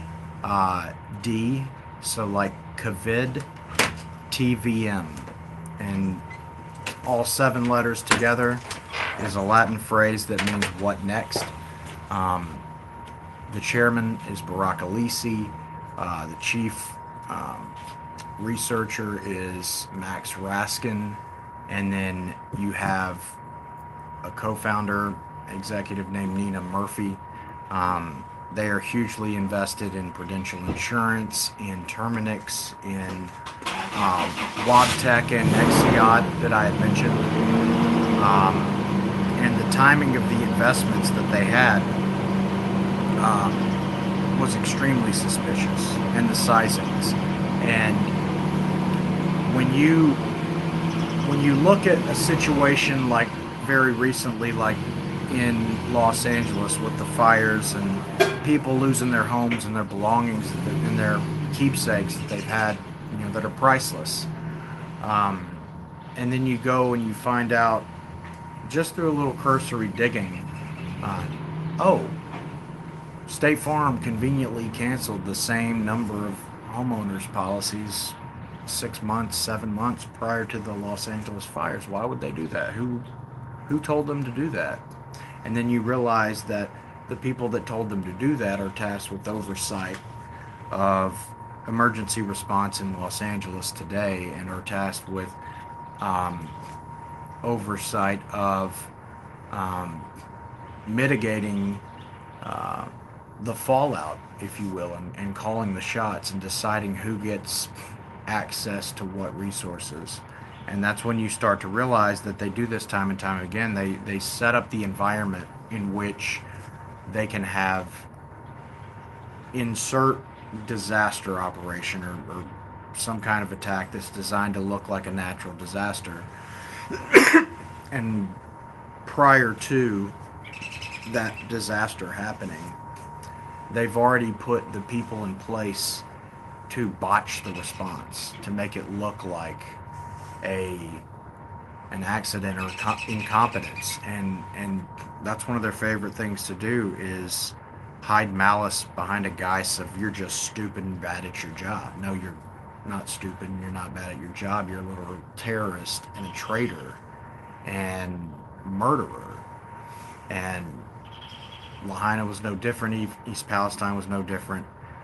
FEMA in Western North Carolina is no different, and the Los Angeles fire situation will be no different. And there will be many others that will be found to have been no different. Many that we probably go back and look at through history. Hurricane Katrina. I'd love to reevaluate that situation, but I do remember that FEMA took 5 days to get water to the Superdome in North Carolina.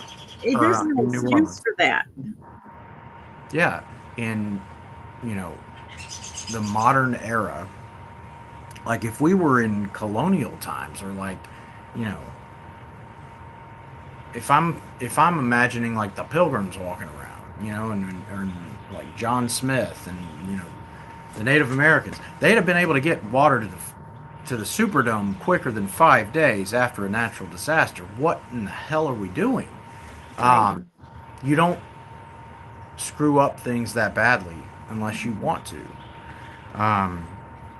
You know, and people saw the video. I remember seeing just some surreal video of you know, the fire spreading in Lahaina that people were taking from their smartphones, and we saw video of them being blocked from entering to go assist victims, and people within the attack zone had been sequestered. They were not allowed to leave where the active like disaster and threat to their lives is happening. This isn't a response. This is murder. This is a genocide of people. It's illegal imprisonment is what it is. Yeah, I mean, it's like when you see things like that, to your viewers, you should always ask, okay, who has the ability, who has the resources, and who would stand to benefit? Because if I would benefit from, like, take me for example, would I benefit from everybody on planet Earth, you know, suddenly loses all their wealth to me? And yeah, I'd benefit from it. Okay, do I have the ability to create an environment where everybody else loses their wealth to me? Well, how would I do that? I'd have to control the entire global marketplace, like the global Dow Jones and the NASDAQ and the Hong Kong exchanges and the UK, and I'd have to be able to press the button that, you know, drains everybody's wealth from their bank accounts. Well, I clearly don't have that ability. That'd be awesome, because you guys would all be going down. But I don't have that ability, so it's not even plausible that I could commit that crime. But when you look at our government and you look at many of these so-called organizations and NGOs and government contractors, some of those are a little bit more resourceful than just everyday Americans like you and me. And you have Booz Allen Hamilton and Jim Potter and Henry Obering and can't remember the other guy's name, but basically the guys who run directed energy for Booz Allen Hamilton at its directed energy naval hub in Dahlgren, Virginia. They've been doing and working on it and pioneering it for, you know, the better part of 15 or 20 years at this point. It's old hat for us, and they certainly have the ability. They certainly have the capability, and we know the directed energy platforms that they use to fire these, you know, whether it be laser based or be microwave based or radiation based weapons systems, based on the target they're trying to do whatever they want to do to it. We know where these weapon systems are harnessed. They're harnessed on destroyers in the Pacific Ocean. They're attached to, you know, nozzles on retrofitted C-130s and eye-in-the-sky jets that can attack from 30,000, 40,000 feet in the air.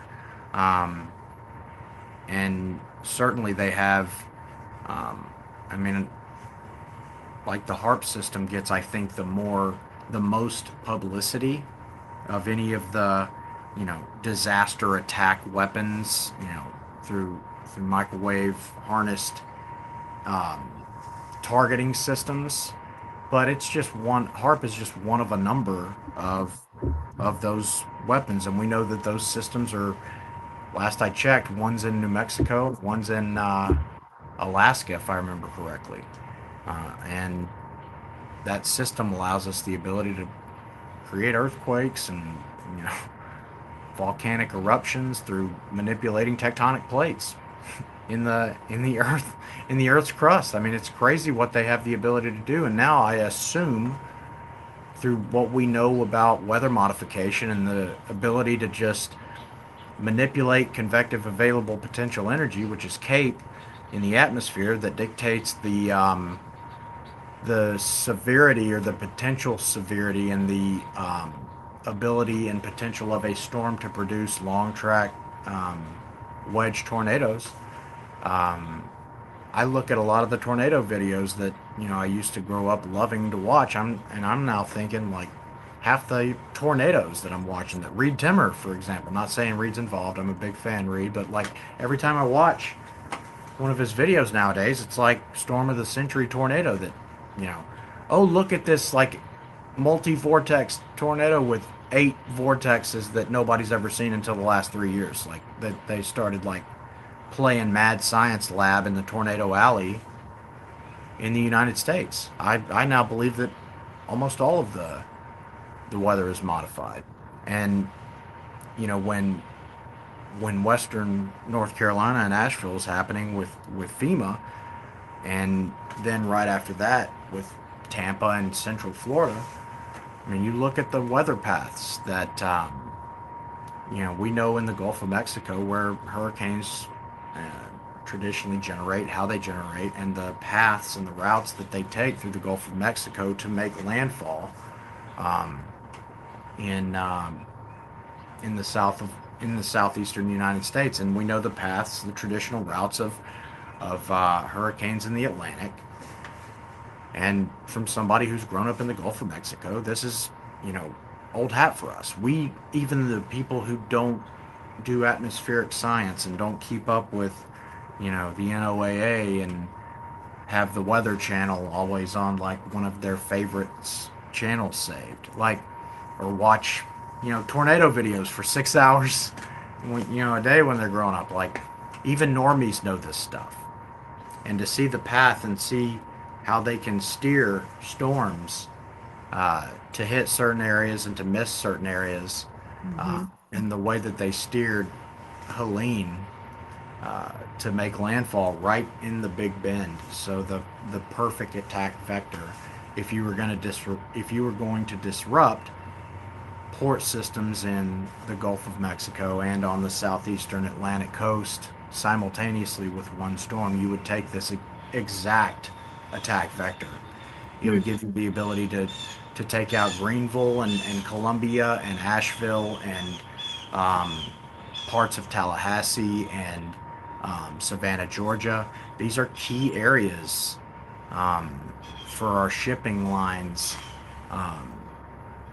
in the Gulf of Mexico and the Atlantic coast in the United States, and they're strongholds in the southeastern United States.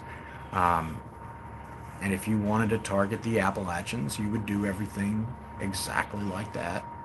And then you would coordinate with, you know, International Brotherhood of Teamsters and the people at those supply chains that deliver to those ports. You might convince their workers to suddenly go on strike right before Hurricane Helene, which they did. You might tell Duke Energy that it just suddenly needs to lower its water levels 5 feet, which they did, and flooded out Asheville, North Carolina, on top of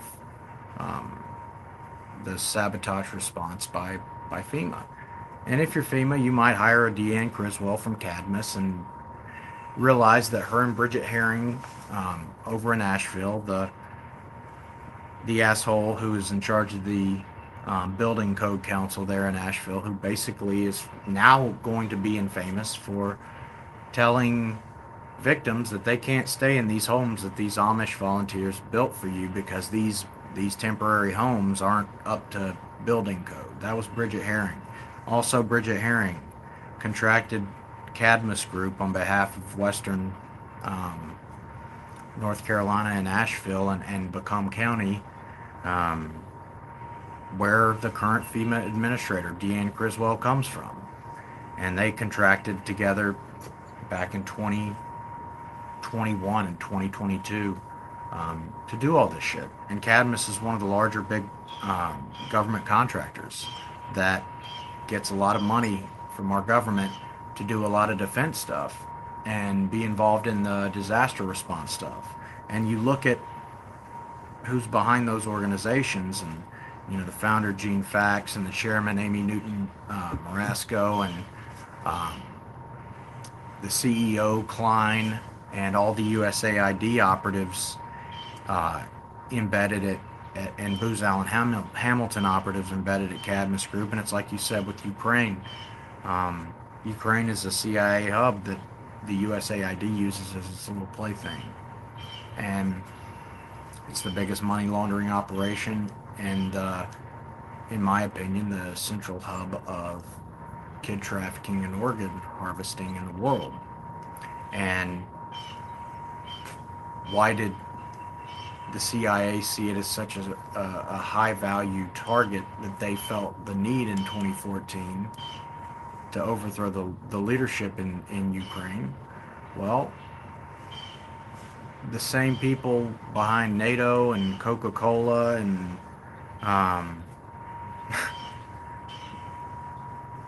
Atlantic Council and Genie Oil and Burisma and Privat Bank, these same people who want to control our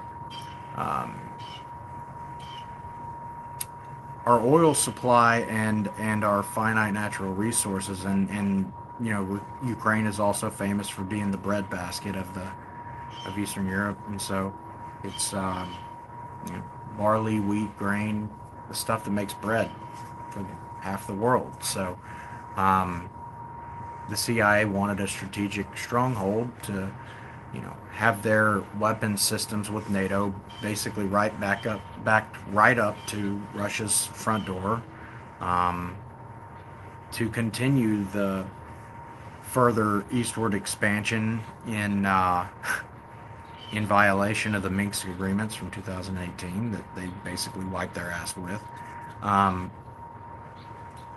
because they wanted to create proxies. And that's what they're trying to do with the American empire. And I'm here to tell everybody, the American empire is not for you and me, it's for them. The more proxies that they have around the world, the more governments that they overthrow to install liberal democracies, the more proxy strongholds they have to engage in the same kind of bullshit that they're doing on American soil right now. And what's craziest of all is you look at a situation like Los Angeles and Karen Bass, and you find out who she's aligned with, and you realize that she's part of a group called National Endowment for Democracy that is, huge about, funding liberal democracy and democratic causes all over the world. And you look at the roster of leadership and who's involved with it, and it's just a bunch of, insert a bunch of cuss words people. And she's vice chairman. National Democratic, what is it? National Endowment for Democracy. Okay. And the chairman is Kenneth Wallach. Kenneth Wallach is the former legislative, I say former, he's the former legislative director for AIPAC. Oh, there you go. Might as well piss off y'all. I do it regularly. I'm waiting for them to come after me. It's only a matter of time. If you ain't getting them coming after you, you ain't trying hard enough. I feel like. That's right. And this goes back to the governance and the people who are actually pulling the strings, the puppet masters and such. I have no problem with the Jewish people. These people are anti-Semites. They're against their own people. They kill their own people. They have. Go back to that previous screen. I don't mean to cut you off. I want to point out one person on that image. If you can, not that guy, but the next screen that had the 3 people on it. One of them is of extremely high importance. Okay. That one right there. This guy? Yep. Who is he? That's Peter Roskam. He is one of the co-vice chairmen alongside Karen Bass at National Endowment for Democracy. He's a partner at Sidley Austin, which is basically the legal counsel for Apollo Global Management, who is hugely involved in both the LA fires as well as the Asheville, Western North Carolina situation through their relationship with Rio Tinto and Prometheus and Orion and Oracle at IBM. He is the either the co-chairman or the chairman of Republican Israel Caucus, which, why did Israel have a Republican caucus? This isn't Israel, this is the United States. He's also the co-chair of the bipartisan task force to combat anti-Semitism, which, okay, that's fine. But who is he involved with? Well, the other co-chair of the bipartisan task force to combat anti-Semitism is a lady by the name of Jackie Rosen, who just stole her race from Sam Brown in Nevada, and did not at all win her race. She's the president of Near to Mid, and she actually is the person who dictates and earmarks how FEMA dollars are allocated and earmarked in this country. And I'm thinking to myself, because people in North Carolina are getting told we don't have any more money than the 750 same song and dance that they did to the people in Lahaina that were being attacked by directed energy weapons. They said, oh, sorry, we don't have anything for you other than $750. They were trying to do that while also canceling their homeowners policies in California so that people would have nowhere to turn. And so we're not going to play that bullshit. But in this situation, Kathy Rosen is on a Senate committee that tells FEMA it has to earmark personnel, resources, and money sufficiently to protect the Jewish community above all else. Again, I'm like you. I don't have a problem with the Jewish community. However, I do have a problem the moment that somebody looks at a balance sheet and says, here's $10 million sitting in this, account that's earmarked to protect the Jewish community. And we've already drained our coffers for the amount of money, the pool that's designed to give to disaster relief victims. I have a very big fucking problem telling we don't have any money for you, and then looking at this $10 million that's earmarked to protect, quote unquote, the Jewish community, and no other ethnic group in this country has such a carve out with FEMA. I have a really big fucking problem with you telling me that they can't get in a single penny because these taxpayer dollars are allocated for Jews and only Jews. I don't play that shit. And as long as I have air in my lungs, I will see to it that they won't play that shit. Because we nobody shouldn't have any protected classes of people. Correct. We should all be one nation. Correct. You're not special. You're no more special, and you're no more deserving of protections, especially not public funded protections. Like, I'm not paying for you to get private security because you did a bunch of bad shit against me, and now you want me to fund your own protection from me? Fuck that. Pardon my French. And that goes for anybody. If it was a bunch of white Christian people who were like literally carbon copies of me and they were doing a bunch of this heinous bullshit, and I was like, yeah, you guys are like making it a bummer for me. Like, you're making me look bad. I wouldn't sit on the sidelines and pretend I don't see you clearly doing this shit. I would be like leading the charge, largely to try to like clear my name and be like, no, I'm not with them. I promise. Like, that's not how I roll. But it shouldn't matter. And they've done this time after time after time. And Jackie Rosen, this bipartisan task force co-chair, works right alongside Karen Bass's right hand at National Endowment for Democracy. And then on the board of directors at National Endowment for Democracy, you have a guy by the name of Elliot Abrams, who's like, one of the chairmen of the Holocaust Council, because we need way more of that. But another thing about Peter Roskam that I almost forgot, Oh, Jonathan went dark. Let's see what happens here. I'm hoping he comes back on. I'm going to guess he got maybe a phone call on his phone. Sometimes that happens. Sorry, I had a phone call come in, Donna. I'm sorry. That's okay. That's what I figured it was. So you have Peter Roskam is one of the guys that was responsible for covering up Benghazi and what happened there and protecting Hillary Clinton. I didn't know that. I can't hear you. I don't know if you can hear me, but I can. But I did not know that. Yeah, I'm not okay with that. I'm not okay with that at all. And I think the people that are behind Benghazi need to be brought to swift justice. Exhaust their due process. But it's not okay anymore. And Elliot Abrams, one of the directors of National Endowment for Democracy, Ben Sass, board of directors of InQTel, one of the directors of National Endowment for Democracy,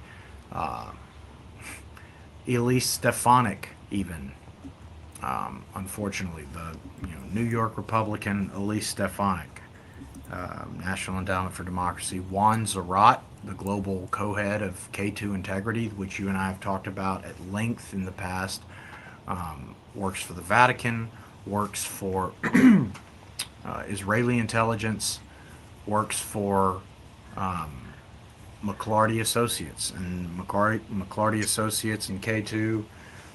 These are the people that knocked down the World Trade Center towers during the 9/11 attacks. I'm not okay with these people engaging in terrorism and then using the resources that they're granted through taxpayer funding to protect themselves from scrutiny or accountability, and that's not something that is tenable for Americans going forward. Enough is enough, and peacefully or otherwise, we're going to put a stop to it. So I hope it's peacefully, but they're going to decide how it gets adjudicated. Yeah, can you hear me yet? Can't hear you. Can you hear me? Can you leave and come back in? Okay. Sometimes that happens when we get a phone call, and we're gonna bring him back in here real quickly and see if we can make this work so we can talk back and forth, because these core issues that our country is dealing with are going to have to be dealt with. I'm going to wait till he gets back on here, and I'm going to bring up the fact that AIPAC is really sticks in my craw a little bit here, because most of our politicians have an AIPAC handler, and they're being told what to do. And I've got a big problem with that. But that has nothing to do with the Israeli people. It has what to do with the we'll just call it what the Bible calls it, the synagogue of Satan, the infiltrators, the fakes that are in place. Just like we've got fake Republicans, we've got fake Democrats, we've got fake Muslims, we've got fake Jews, and we've got fake Christians. They infiltrate these organizations or these titles and install themselves, but they're not who they say they are. And I have a big problem. I wanted to show you something real quick here, because I was in DC. I want to get your thoughts on this little gem right here. What's your thoughts on this? Yeah. I'm like scanning, and then then that aha moment comes through. I saw it on your face. It's like aha. And so what? I'm curious, Donna. Would you estimate the vast majority of your viewers, because they're going to almost certainly be more well informed than your average Conning Media influencer, loyal follower? Would they look at this photo and say, "Oh, I don't like that person, and I don't like that person"? And because I feel like they would. I think that we're talking to a learned, well-educated, informed audience here today. I think so too. And let me ask you a question here, because I've got a lot of questions. And when I was there, people were wondering if Eric Prince and Betsy Prince were like having Christmas dinner together, or if they were still friends, or if they were apart. Well, I went into one place and they were sitting there at the table. It was Betsy, Dick, Eric and his wife were sitting at the table there, and they were all hanging out together. And then Eric took off and went into an event that I was at for the Log Cabin Republicans, which I thought was interesting. I think he's on the board of that. That's what I found out recently. And then you've got Bill White there that's standing next to him. And I just think that things are more complicated than what people believe or know that they are. Okay. And so these are all things that I think we need to ask questions of, and they may be difficult questions to ask, but we've got to ask our questions. And I got to tell you, I wanted to hear what your opinion is on Sean Ryan as an interviewer, because I'm going to tell you, I've got some opinions, and I can't substantiate necessarily all of them, but it's like, where the hell does this guy come from? Well, one thing I appreciate about you, Donna, is that, like, I don't care if I piss off. That's what my problem is. I don't care if I piss off anybody if we get the truth out there. Yeah, and I, admittedly enough, and shame on me for being asleep for so long, but I didn't have any idea or give a shit who Eric Prince was until about 3 years ago, until he started being relevant to the events that were transpiring that affected my life. And, I remember, I think it's probably been a year ago now that you and I first got started talking about, the shit that I dug up on Prince and who he is. And I came into this shit after the 2022 elections in Arizona with I didn't give a shit where the truth led. I only cared that it was the truth and the facts of the situation. And, I said, I sent you the information that I had compiled on Prince's backstory and Blackwater and Betsy DeVos and who those people really are. And you realize that, the disasters that have happened in the past are very similar, maybe grander at scale than many of the disasters that are happening today. And many of the same players are central to both time frames. And for those who don't know, Eric Prince is Blackwater's founder and CEO. Blackwater changed names after a few mergers. It became Triple Canopy and eventually became Constellus. Constellus was one of the key firms that was involved with vaccine adherence, FDA approved vaccine adherence during Operation Warp Speed. His company, which was Blackwater, became Constellus, and it was bought by Apollo Global Management in 2016 for north of, I believe, $600 million, maybe even more.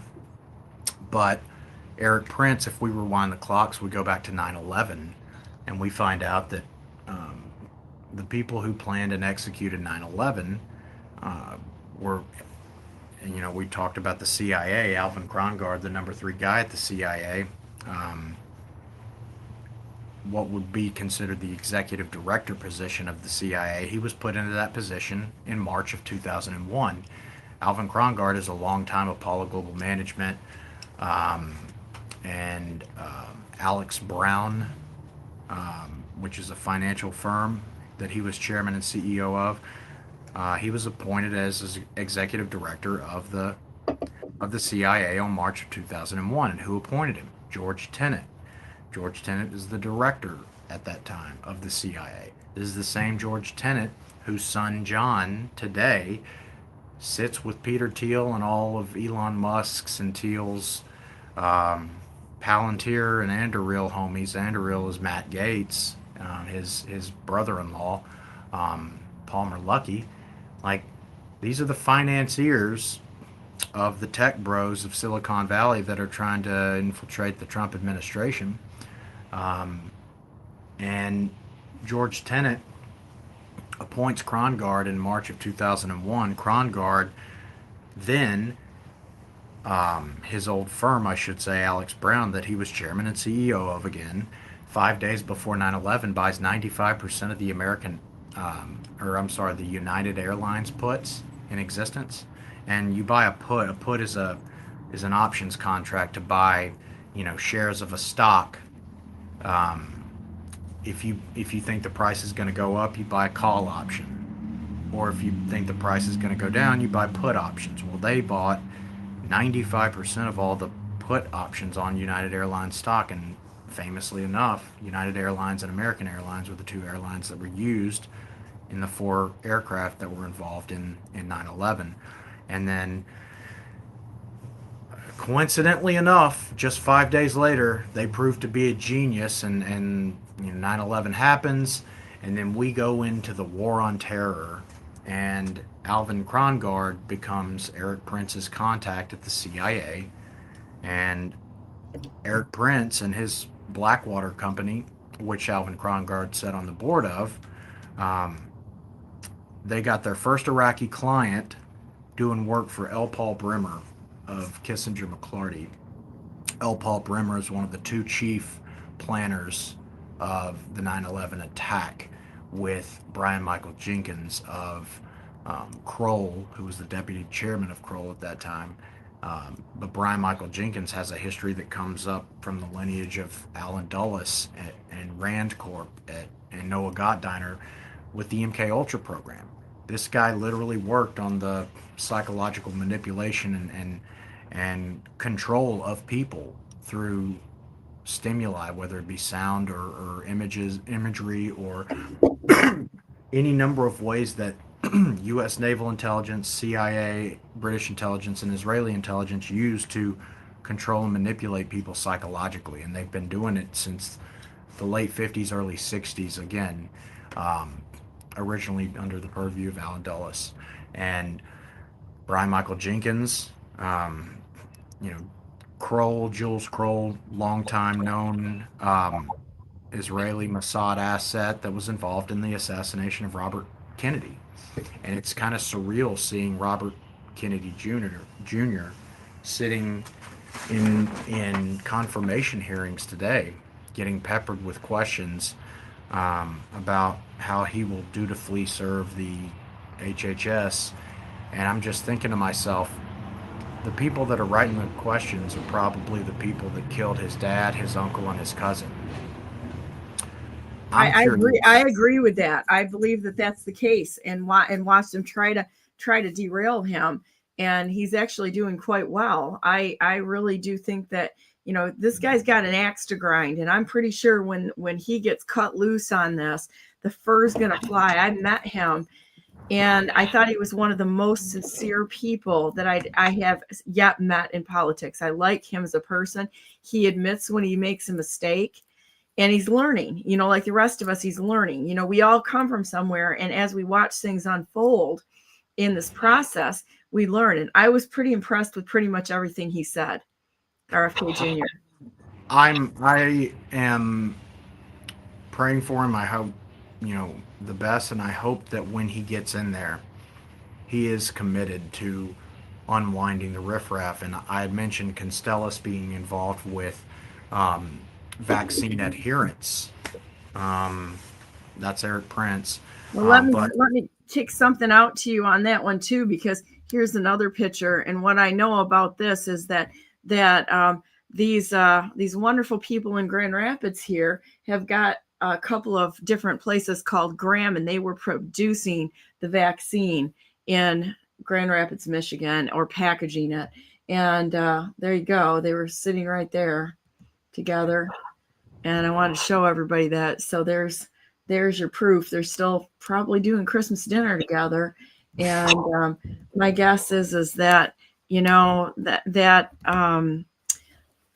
don't know what to say. When you see all of these connections, you can't walk away from it. And then also to find out that, it was there for a log cabin event. And I know a lot of people in log cabin Republicans.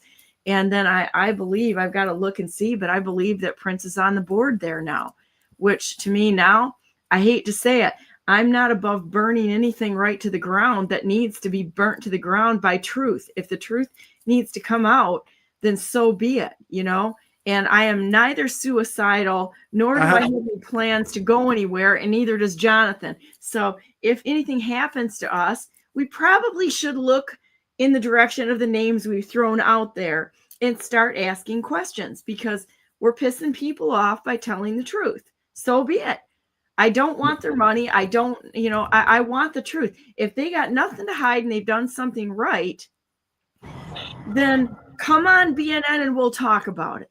I'll give anybody a chance, right? We want to get to the truth. Please come on BNN and help us set the record straight. And that goes to Eric and Betsy. If you're part of something that's trying to help take the global initiative down, I give you a chance to explain this, because we don't know everything. All we want is the truth. Wherever that lands, give us the truth. And There are something, so many infiltrators that are out there that are great at infiltration. And I give people a chance, because a lot of times we don't know which side people are on. But man, I'm going to tell you what, when things look like a duck and quack like a duck, it's probably a duck, you know? So set the record straight, and I will give you a fair and impartial chance to do that. something that's also extremely pertinent to RFK Jr. and his confirmation at HHS as it relates to getting, justice for the vaccine tyranny and really the COVID biological terrorism situation we were just under. I mentioned that Constellus was responsible for vaccine adherence during the rollout. Well, Kroll, which is also founded by the same Jules Kroll that co-founded K2 Integrity and was involved in 9/11, Kroll was actually tasked with protecting Big Pharma and basically identifying, flagging, targeting, and removing basically reports from victims of the vaccines and the adverse events. They were going online and scraping the internet for testimonials of people who had been injured by the vaccines, and they were labeling it misinformation, malinformation, and disinformation, and they were removing true stories of people who had actually been harmed. And that's what Kroll had been doing in partnership with Big Pharma. So Prince was getting them to take the vaccine, and then Kroll was scraping data to remove the people who were reporting true side effects and malevents and adverse events, and many of which were originally updated and added into the VAERS system, and many of which have been scrubbed now. And who are they? How are they doing all of this? What platform were they using? They were using Palantir to do this, and that's where it comes full circle for me. And 8VC and Founders Fund and Peter Thiel and Matt Danzis and Peter Thiel's husband and Li Ka-shing, basically the Chinese Communist Party businessman, wealthiest guy in Hong Kong, dark money behind the scenes that's subsidizing it. And you look at Jacob Holberg, who is Undersecretary for AI. He's married to Keith Rayboy. Keith Rayboy is one of the partners over at Founders Fund, and you look at the causes that they're funding and supporting, and the platforms that they're behind. Palantir's also they were in charge of Warp Speed, and the worst part of all is that so Palantir is a juggernaut data repository that collates data using AI and ML and quantum level computing for data collation, so that it can be on the spot, real time updated with the latest evidence-based information and all the facts that you have to make a predictive analytics best guess of your what they would call war gamed or game theory optimal response to addressing any situation that comes. And what you guys need to realize is that our government and even the bad actors in the private sector that work hand in glove with our government They don't just do anything. Like if they're gonna walk down to the end of their driveway and go to the mailbox, they're gonna war game the best route that they need to take to walk to the mailbox. They're going to play out every potential scenario and everything that could possibly go wrong to give them optimal chance of success with as little brushback or blowback or potential consequences or exposure on the other side of this. And so that's what they were doing. They war gamed the entire pandemic. And worst of all, on March 8th of 2020, not only did they already know through clinical trials that were already happening and being rolled out with patients affected with COVID, not only did they know that remdesivir was not effective, they knew that it was nephrotoxic, that it was literally killing people, and killing people at a rate that was 35 to 40x above not doing anything. So we would call that placebo or the control group. 3,500 to 4,000% more harmful fatally. And how was it fatal? Well, it causes organ failure. It causes the kidneys to fail, which leads to a cascade and a shunting of blood that many organs like the brain, liver, lungs, spleen, and kidneys all compete to get that shunted blood in, and that's how you get, the organ failure cascade that leads to people dying. Well, they knew that on March 8th of 2020, and then 8 days later, on March 16th, they also knew that not only was hydroxychloroquine effective, it was superior, significantly superior at every level of COVID treatment, even prophylactically. So pre-infection, as like a vaccine to inoculate people from getting COVID to begin with. Then early post-infection, and then late stage post-infection. And the late stage hospitalization, niche is where remdesivir fraudulently acquired its emergency use authorization. And they hid that, and Palantir knew about it because they had that information. And they hid it not only to make the EUA plausible, and they didn't need the EUA to protect themselves from being wrong about, this drug or that drug.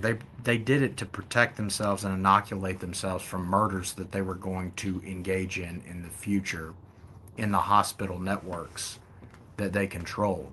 And those hospital systems include Will Cornell, New York Presbyterian Hospital, Cleveland Clinic, Columbia Vigelos, Mount Sinai, Cedars-Sinai.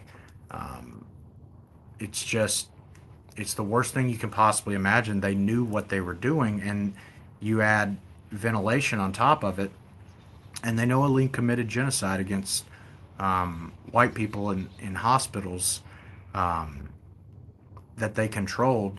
And what's more, and where it really gets heinous, is that at the same time that they were doing that, you had people like Andy Slavitt, who were undersecretary of the COVID-19 task force for President Biden, who was one of the earliest investors in a company called Somatis. Somatis was co-founded by Ikenna Okezi, a McKinsey and Company consultant.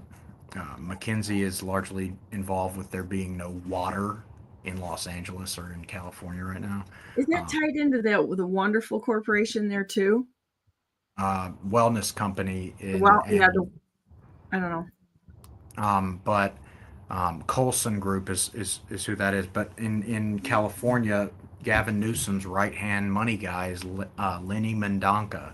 He's basically the senior partner emeritus at McKinsey & Co. and one of the emeritus trustees and co-founders of New America, which is Michael Crow, InQTel, CIA, the McCain Institute, and he basically built McKinsey's consulting business for the West Coast.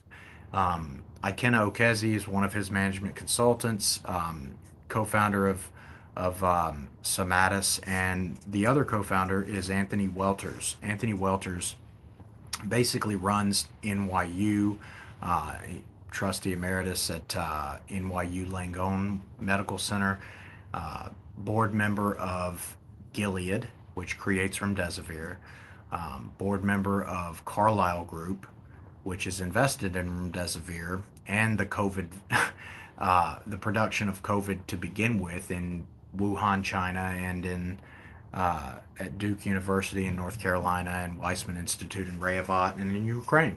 And then he's also a board member at Lowe's Corp.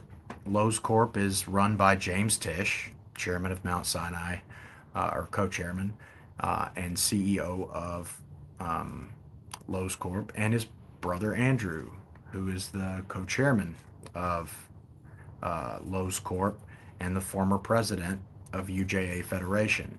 James Tisch was the chairman of UJA Federation, and he was the chairman during 9/11. He was the immediate successor of Lucky Larry Silverstein, who owned World Trade Center Plaza during 9/11. Immediately prior to 9/11, I should say. Larry was the chairman from 94 to 97. 98 to 2001 was James Tisch. And 12 days before the United Health CEO, Brian Thompson, was murdered in the street in New York, James Tisch's daughter, Jessica L. Tisch, was quietly named New York Police Commissioner. Really? NYPD. Mm-hmm. That's a new one for me. Yeah, they had a $10,000 reward for any information about that would lead to the identification of who killed Brian Thompson. And my buddy Dakota famously, like, it was hilarious. He tagged me in a post. He said, right after they made the announcement, dude, are you going to go collect the 10,000? Because we put out basically the people of key interest who are going to be behind the murder of Brian Thompson. And it goes right back to, Grant Verstandig, Third Option Foundation, 8VC, John Tennant, like the same Palantir bros and CIA adjacent bros that we've been talking about. And Grant Verstandig was the senior advisor to Brian Thompson at United Health.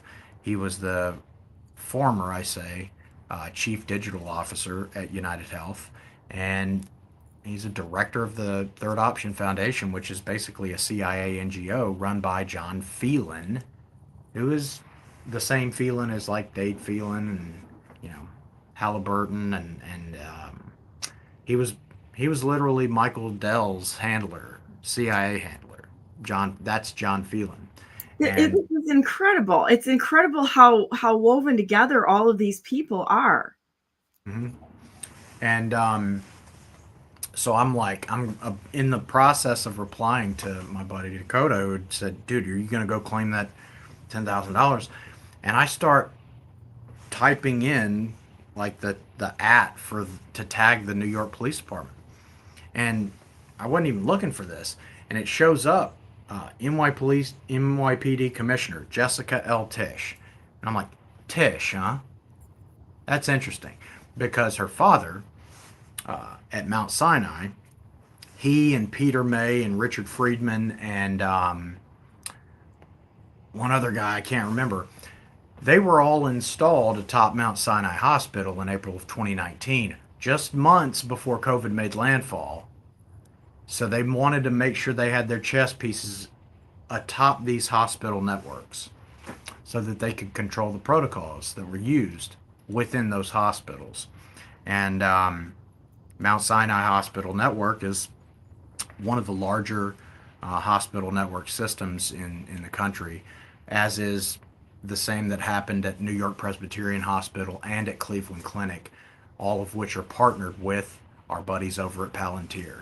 And so Palantir wasn't only involved in the COVID response at the governmental level with Operation Warp Speed, they were fully integrated into these unique hospital network systems that were owned by the private sector that were dictating that no, remdesivir is all we're doing, and this is how our COVID response. And Andy Slavitt, the undersecretary for the COVID-19 task force for Biden, is one of the early co-investors in Somatis, and Somatis is, like I mentioned, co-founded by Akena Okizi and Anthony Welters. Well, Somatis is an AI value-based kidney transplant company. So at the same time that they insisted on remdesivir usage, which they knew was harmful and nephrotoxic or toxic to the kidneys, they were investing in an AI-based platform that basically did unitarian eugenics, if you will, to decide who gets kidneys and who doesn't get kidneys based on some arbitrary, pre-prescribed sets of facts about a person's, immutable characteristics, their ethnicity, their background, but also their values and their adherence to the government's, dictates. Are you vaccinated? You're not vaccinated? You're definitely not getting the kidney. And when you realize that at the same time all of this was happening, they were telling us that even if you've been exposed to COVID prior and you now have natural immunity, which we know and have known for, decades, that natural immunity is broader and more resilient and far more protective than vaccine-induced artificial immunity, if you will. We've known that. That's virology and immunology 101 type stuff. And they were still mandating that people who had already had prior exposure to COVID that had to get vaccinated to still be able to get on the organ recipient on the transplant list. And they were refusing organs to people who were just abiding by things that we knew to be true. And Palantir helped them do that. And the platform was built in collusion with Palantir. You also had groups like Blue Cross and Blue Shield, and you had Anthem. And Anthem is probably the most sinister because they're partners with Forest Marsh Group and the CDC and UJA Federation. And so UJA Federation, James Tisch, Andrew Tisch, the people I just mentioned atop Mount Sinai. UJA is chaired by Mark Rowan, the CEO of Apollo Global Management. Board of directors includes Lloyd Blankfein, the senior chairman at Goldman Sachs. You've also got tons and tons of bad guys. But UJA, are they untouchable? Are they really untouchable, this group of people? Because it seems just never been touched. I think they've probably never had anybody challenge them because they wave the almighty dollar in front of people's noses. And so many people will take the bait.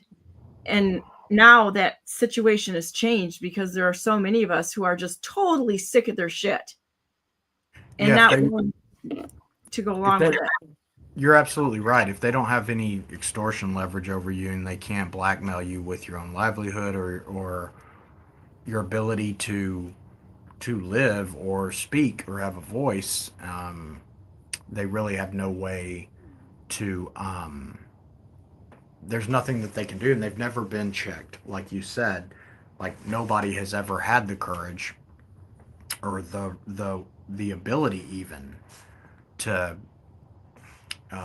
until Elon's acquisition of Twitter. I don't think they've ever been peppered as hard as they are getting peppered now, because people are now learning that they're not just a lobby. They're not just a Israeli friendly organization that is supporting Jewish causes. They are literally an arm of Mossad, and they are the operational arm of Mossad in the United States.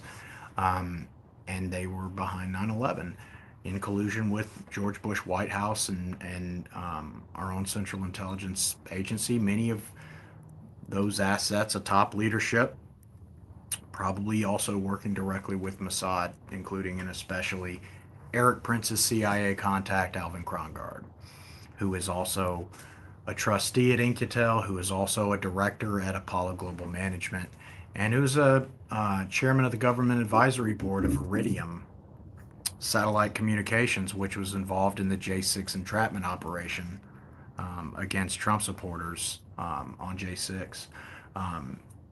But you look at these people and you realize warp speed was the controlled eugenics of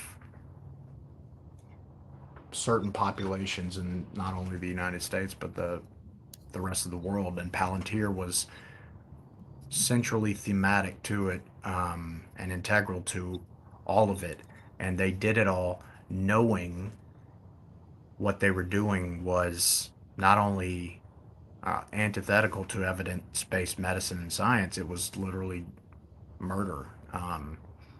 And funny enough, you hear Elon on Twitter engaging with a lot of his Silicon Valley tech bros, and Elon comes up from the PayPal mafia, and the PayPal mafia, I mean, the thing about mafia is like the whole, like, you don't ever really retire from it. So you're talking, you know, Thiel and Hoffman and Andreessen and Mark Andreessen and his firm, Andreessen Horowitz. Shriram Krishnan, who was just appointed as, I think, the Undersecretary for AI in the Trump administration. Isn't that it's something like that, like his title. Say that one. Shriram, Sriram Krishnan, Krishnan. He was appointed in the Trump administration as like a head of AI, I believe. Venture capitalist. Hang on a minute. Let's see where we go with this. This is extremely important where I'm going with this, so I want to make sure that... Yeah, Trump's AI advisor. Okay. So he's the partner at Andreessen Horowitz.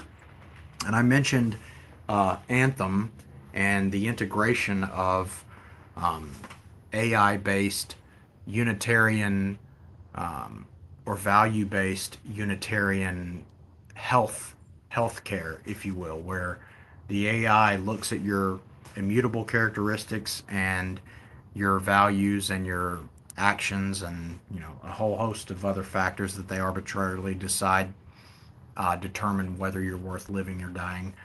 And they use these platforms to decide who lives, who dies, who gets treatments, and who doesn't. And one of the key collaborators with Palantir and UJA Federation in building these algorithmic eugenics AI-based tools is Anthem. And the woman of interest, of most interest here with Anthem, is Ruth Raskas, Raskas. She helped design that platform. She works as the chief growth officer of UJA Federation, and she's the head of Anthem AI, or was the head of Anthem AI. And she's also an advisory board member for MDI Health, which is literally run by the Israeli Director General of Public Health. And that guy's name, it'll probably come to me in the next couple of minutes when I'm not thinking about it. But Anthem is partnered with Forrest Marsh Group and the CDC and the FDA, and they get government money, tons of government money. Fauci gave Forrest Marsh Group, and my friend Marissa Hanson probably wrote the most informative expose on Forrest Marsh Group. I would highly encourage anybody to go look at it.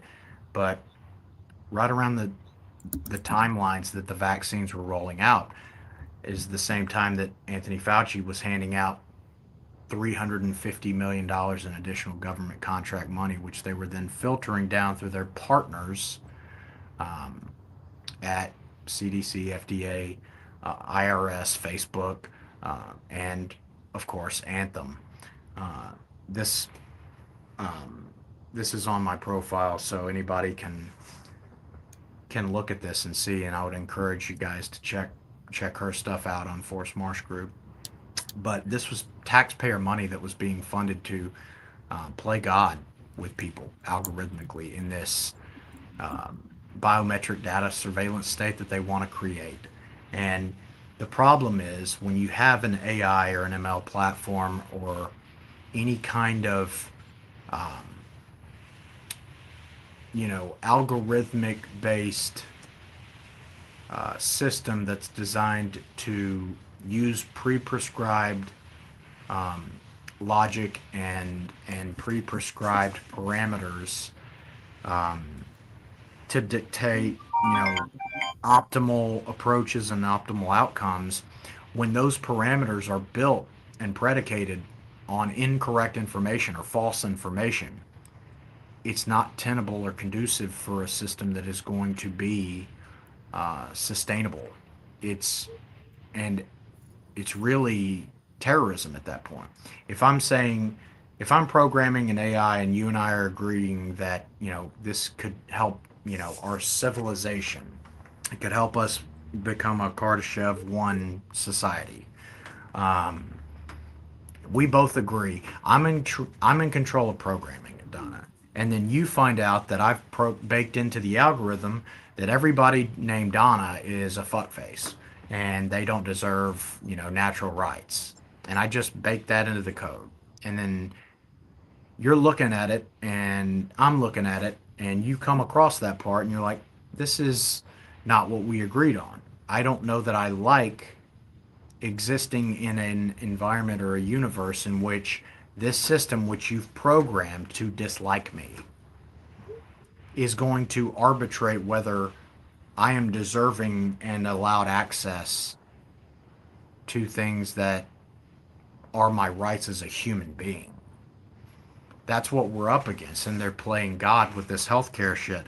And Sriram Krishnan at Andreessen Horowitz was tasked with basically turning their platform, their entire healthcare platform, the A16Z platform, and integrating this AI algorithmic based environment into their entire firm. And why is that bad? Well, you remember that the United Health Group president, Dan Rosenthal, worked for a long time, and I think still does today at Andreessen Horowitz. And so they were working hand in glove with United Health Group, with Anthem, with Palantir to create the very digital prison and digital murder apparatuses and genocide and eugenics apparatuses that are becoming and quickly becoming our healthcare system today, that are predicated on parameters that assholes in Silicon Valley and tech bros that neither you nor I probably ideologically have anything in common with or values wise with, that want to determine, do I get a kidney if I absolutely need it? Does my mom get a kidney if she absolutely needs it? Has she been a good little specimen? And you got Sam Altman, who I wouldn't hire to fucking deliver me pizzas, and hanging out at Bilderberg Group with the Bilderberg Steering Committee and Perseus, that was caught overcharging patients by literally 1,000% for decades at United Health Group. These are the people who are designing our AI, the people that are skimming our healthcare system for their own personal enrichment and their own global tyrannical genocidal agendas. I don't want and those it's only people. the people that have value to them, and the rest of them, they're determining what our value is and determining who lives and who dies based on it. Censorship is the same way. When they censor us, they are literally killing off our ability to talk or even be a person or whatever. I mean, all of these systems are set up to silence us, and if it doesn't work and we're not a benefit to them, they just eliminate us. Yeah, and I look at this past 6 years, when I get into, I won't say arguments, I'll say heated discussions on social media about, the direction that the administration seems to be going based on the personnel they're being hired, and that these same people that are trying to dictate to me that this is what's necessary, this is what's good and the best, and I'm like thinking to myself, I don't know if you guys forgot, but like the last 6 years, I'm the guy that's on the side of the people who have been right about everything, and one of a handful, I'm talking less than 100 people on all of Twitter that were calling bullshit and were right about COVID back when Christian Anderson was still trying to shitpost Scripps Research Institute hot takes about the SARS-CoV-2, the proximal origins of COVID, to bullshit on behalf of the CIA, Eric Topol, Warren Buffett, Jeremy Farrar, Anthony Fauci, Ralph Barrick, and all these people who literally created, released, and covered up a bioweapon, and then tried to pretend natural immunity didn't exist, and then mandated I take a vaccine that they were invested in, even after I had already been exposed to COVID. I wasn't only right and you were wrong, I was right and you were fucking lying. And you doxed me and came after me and my family when I was taking care of sick relatives, and you murdered my grandfather in a hospital doing this same bullshit in April of 2020. Not only am I not gonna like stop or let you have this, I'm gonna fucking destroy you. And as long as I have air in my lungs, I'm gonna make sure that everybody on Earth knows who you are. I don't give a shit if you cozy up to Trump to where you sleep in the Lincoln bedroom with him. I don't give a shit. The American people are going to have their due recourse.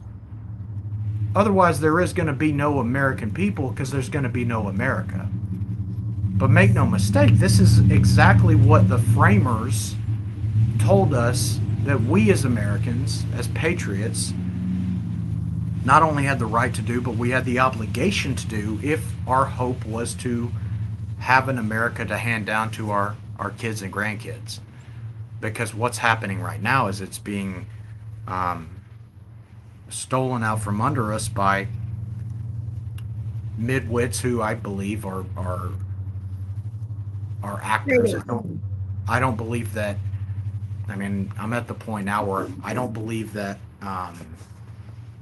Reid Hoffman, Peter Thiel, I don't believe Mark Andreessen, I don't believe Sam Altman, I don't believe these people are the existentially great outlier, Tony Starks that they've been,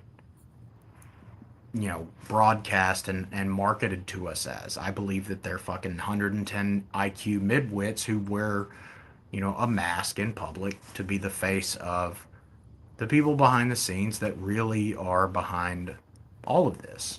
And the puppet masters that are just pulling the strings full time. Yeah, I look at the things that they say and the logic patterns and the fact patterns and the things that they've gotten wrong over time. And I'm like, Mark Andreessen, you're not impressive to me. Dan Rosenthal, you're not impressive to me. Like, not only are you not impressive to me, I think you're full of shit. I don't think you've done any of these things that you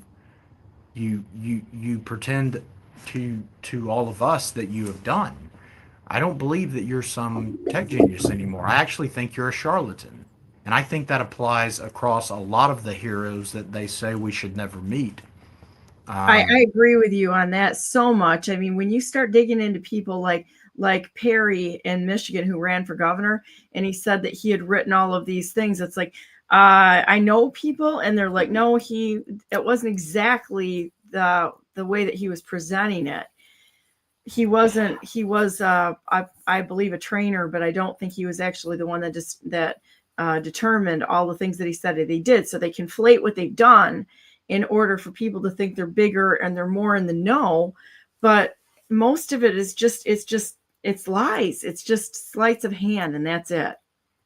Yeah, I agree. I mean, we've talked about this a number of times. Like, if you were operating in good faith, if you guys were who you are now here at the 11th hour trying to portray yourselves that you really are, you wouldn't have John Cornyn and Vivek Ramaswamy on Doge, like, you'd be picking up the fucking phone and calling me and the guys that I work with, because, I'm biased, but the intel that we put out on that platform, with the level of detail and the volume at which we do it, months, even sometimes years before anybody else does it. We are the best private intelligence apparatus on the planet. Hands down. There's no question about it. And we do it for free. So if Doge was really about what you portray it to be about, you'd be calling us. You wouldn't be calling the people that tried to dispatch of Ken Paxton when he went to bat for Donald Trump, and he went to bat for, the state of Georgia in the efforts of defending election integrity in the United States.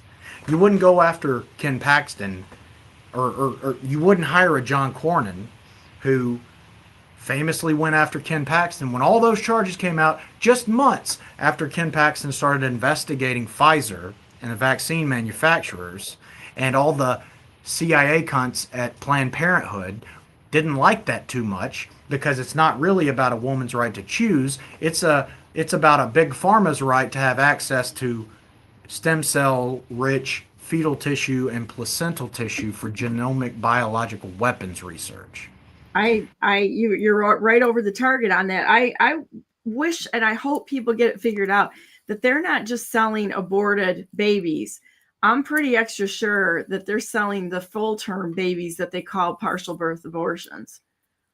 Oh, and I think it's 10 times worse than even you and I know. And 3 months ago, bringing it full circle, going back to Ukraine and this exact conversation. So Ukrainian investigators find out that, and international investigators, I think some of which are at the ICC, find out that 7% of Ukraine's revenue every year comes from the global black market organ trafficking market.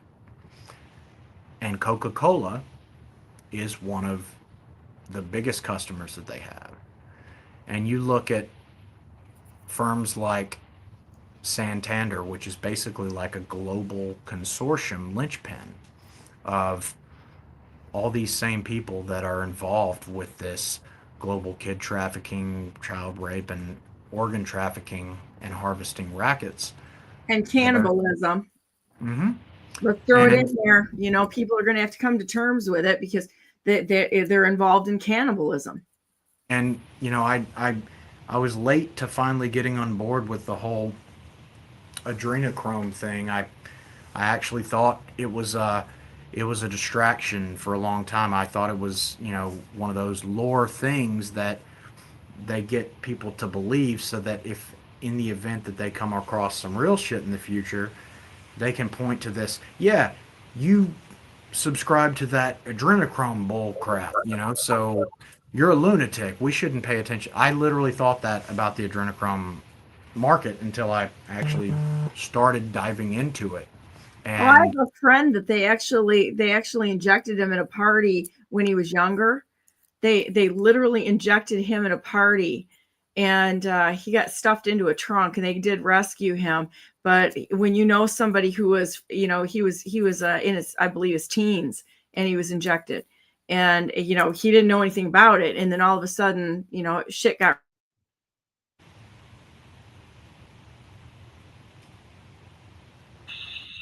You froze up, Donna. I don't know if you're still there. You can hear me. Yeah, I can hear you. Can you hear me? Yep, good now. Okay. I said he was actually injected. And so it is a thing.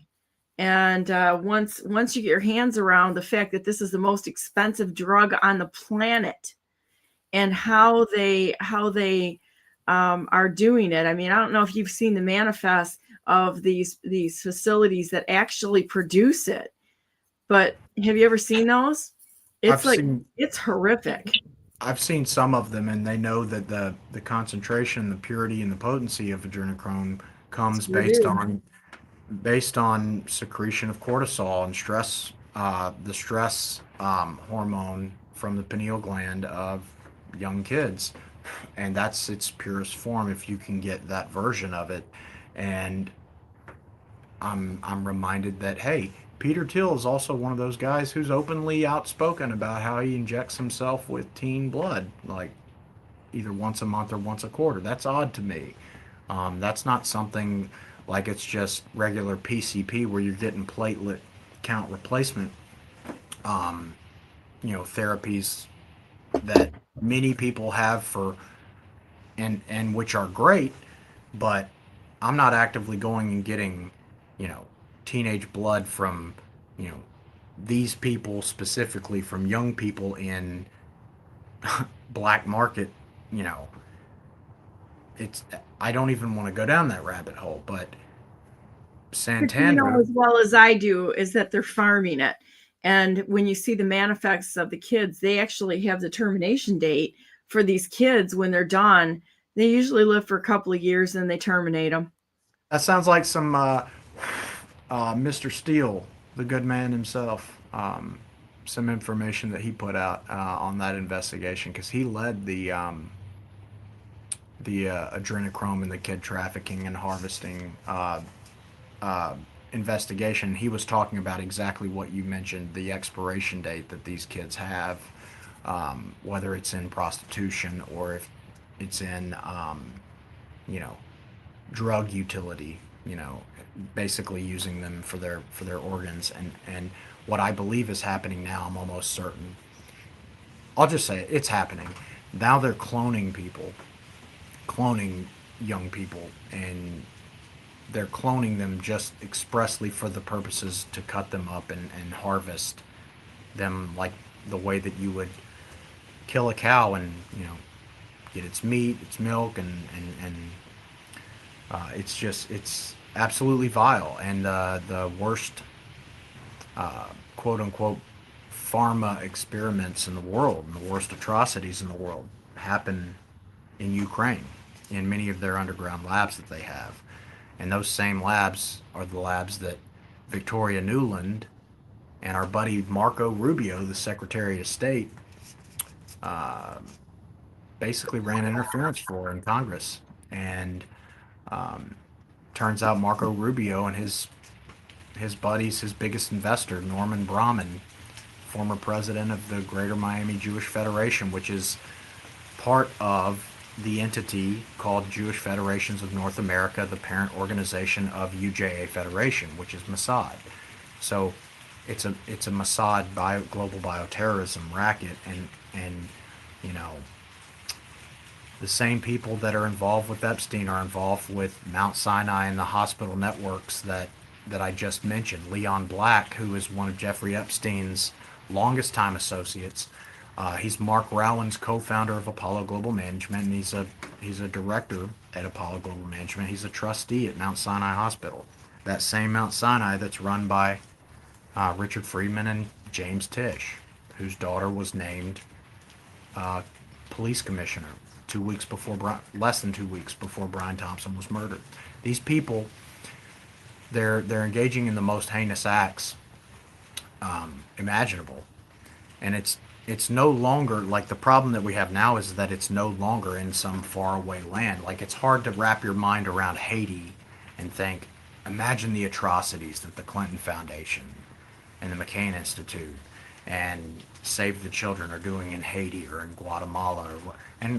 Granted, Guatemala is not, as remotely detached from the United States as a Haiti or a Ukraine, but now they're engaging in those same behaviors on our soil. It's here now. They have been for a while. Unfortunately, it's just that we're waking up to this and having to confront this, that this is in all of our, it's everywhere. It's not like it's in the town next door. No, it's in your town. You just don't know that it's there yet. And when we finally wake up to this fact at how pervasive this nonsense is, I hope people take a great big deep breath on this, because these networks that are out there are huge. They if you think that politics is nasty, that's just like the front face of what you've got behind the scenes. And those people are monsters. This is where monsters come to life. Yeah, and one of the hubs and where they're doing, like you said, where they're already doing many of those things in this country, one of those hubs is Cleveland Clinic in Ohio, unfortunately. Cleveland Clinic, also partnered with Palantir, is basically at this point a subsidiary of New York Presbyterian Hospital network system, which is chaired by Jerry Spire, who you've heard me say his name, top Mossad GCHQ spy in the United States, and the chairman emeriti of New York Presbyterian Hospital, Maurice Greenberg, who is AIG. And by the way, FYI, United Health is a subsidiary of AIG. So how about Corewell and Trinity? Those have gotten real big here in Michigan. Is Corewell Health, and then Trinity and Spectrum. They're the big names here, but it's all going to Corewell. I'll have to look into those in Michigan. Yeah, those are the big ones. But I guarantee, like, Palantir's partners are, Cleveland Clinic, New York Presbyterian, HCA Healthcare, and it's so bad because when you look at Cleveland Clinic and you realize that Brian, what is his last name? He was the CEO of Cleveland Clinic London until 2022, at which point he became the chief operating officer of, I think his name is Brian Donnelly, if I remember correctly. Don't quote me, but it's something like that. He became the chief operating officer of New York Presbyterian Hospital, but he ran this global operation that has built up a huge presence in Ohio through Case Western Reserve University and Cleveland Clinic, in collusion with the Jewish Federation of Cleveland.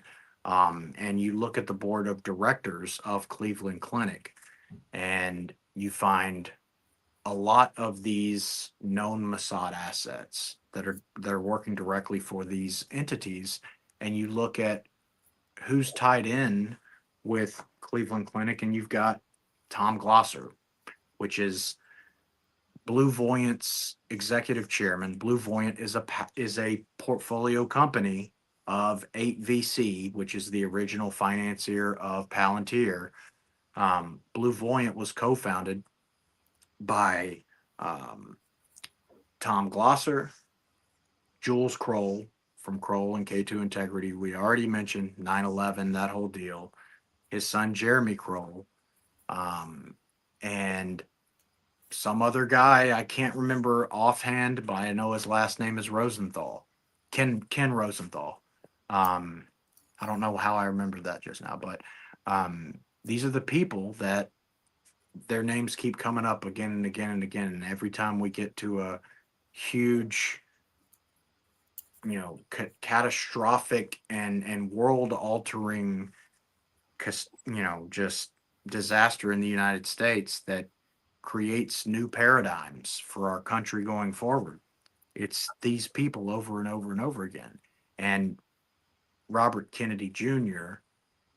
has an amazing opportunity, a once in a generation opportunity, in my opinion, to exact actual meaningful change and protect the American people. And he's going to be going up. He's going to have the opportunity to go up against the same people who murdered his dad and his uncle and his cousin, because those are the same people who are behind all the things that he is going to be tasked with fighting in his role as the director of HHS. And I hope that he does that, because one of the previous directors, Jason Ruse, who was responsible for dissemination of FDA-approved therapeutics and vaccines during COVID, was in bed with Apollo and BC Partners during the entire pandemic, the same people that were literally killing us. And, that includes Mitra Hormozi, Andrew Cuomo's attorney. She was also on the board of directors of this Apollo racket, like the people who put elderly people in nursing homes and killed them. Gretchen Whitmer. Whitmer in Michigan, and Cuomo and Mike DeWine and Phil Murphy. And I mean, they were all on the same payrolls working against the best interests of the American people, making America less safe and making the healthcare system coordinated murder, depending on your race, your ethnicity, and your ideology. And that's the direction, if we don't make huge change, that's the direction that America is going irreparably. And they're doing it with AI and ML platforms that are designed to remove even the primary healthcare provider relationship with the patients. Like, they are overriding patients' doctors and their prescribed treatments,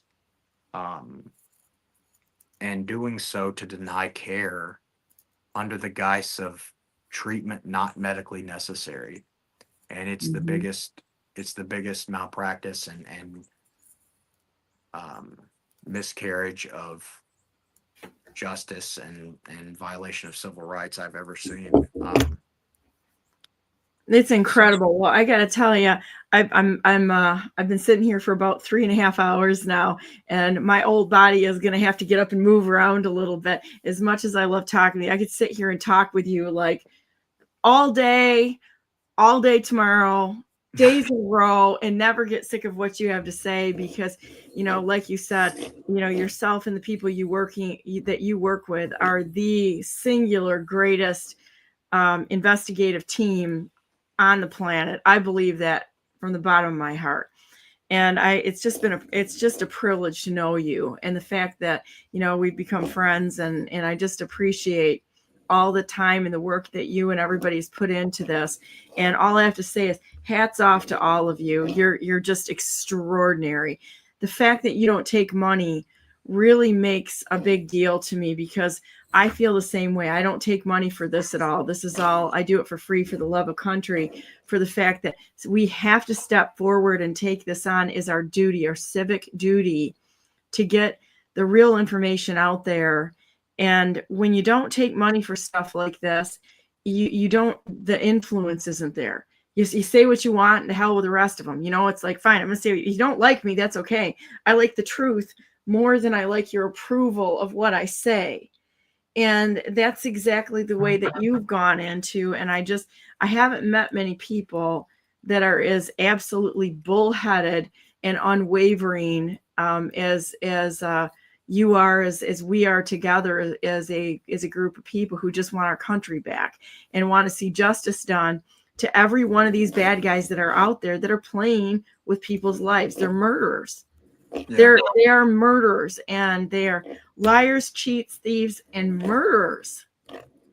Yeah, and I appreciate you, Donna. I always enjoy coming and talking to you. This is the fastest 2 hours I can remember having in a long time. It just flew by, but it always does when we're sitting here talking, and all of a sudden it's like wow, 3 to 4 hours later we're sitting here, and it's just amazing. I would have you on this show like every single day, just to beat these names into people's minds, into their consciousness of what's really going on here, the structure of this dual economy they have going on.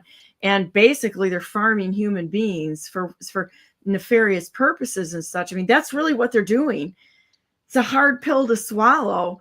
And, I honestly have some video of actually a satanic ritual. If people don't believe that the synagogue of Satan is real, it is, most people can't make it through 30 seconds of what they're capable of doing to a human being. That's truth, because it's so horrific. This goes on all the time. They aren't like us. They're not like us. They literally are the synagogue of Satan. And every bad dream you think you've ever had, this is just the beginning of realizing what they're actually capable of.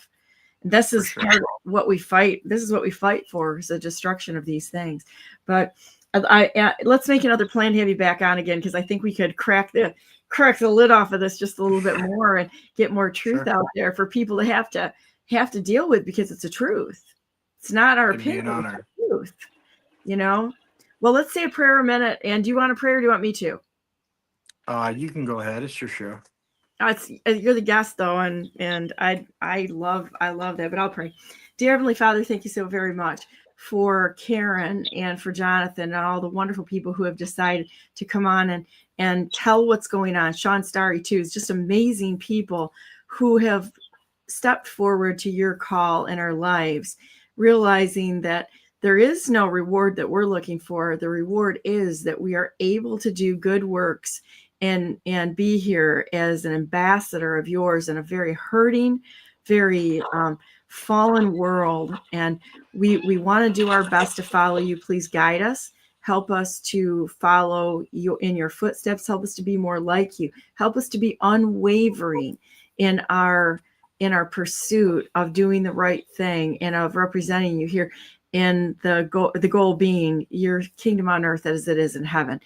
Expose all the evil that's out there. Our Heavenly Father, please expose it. Let it be laid open and thrown into the light, so that people have to deal with the truth of the things that we were taken captive of, so that we can turn around and walk away from all of it. We don't want any part of it. We don't want any golden calves. We don't want any worship of money. We don't want anything that tears people down, not just their bodies, but their souls and their spirit. And we ask you to bind Satan, give him a good boot here, because we're sick of this guy, totally sick of him, sick of everybody that sold out to him. We're sick of all of them. And we ask you to bind them and disable them, confuse all of their plans to the point where they don't even know which way is up.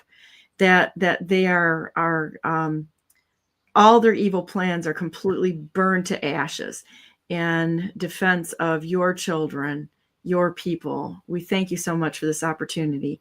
We love you. You've been a great friend to us. We want to be a friend to you.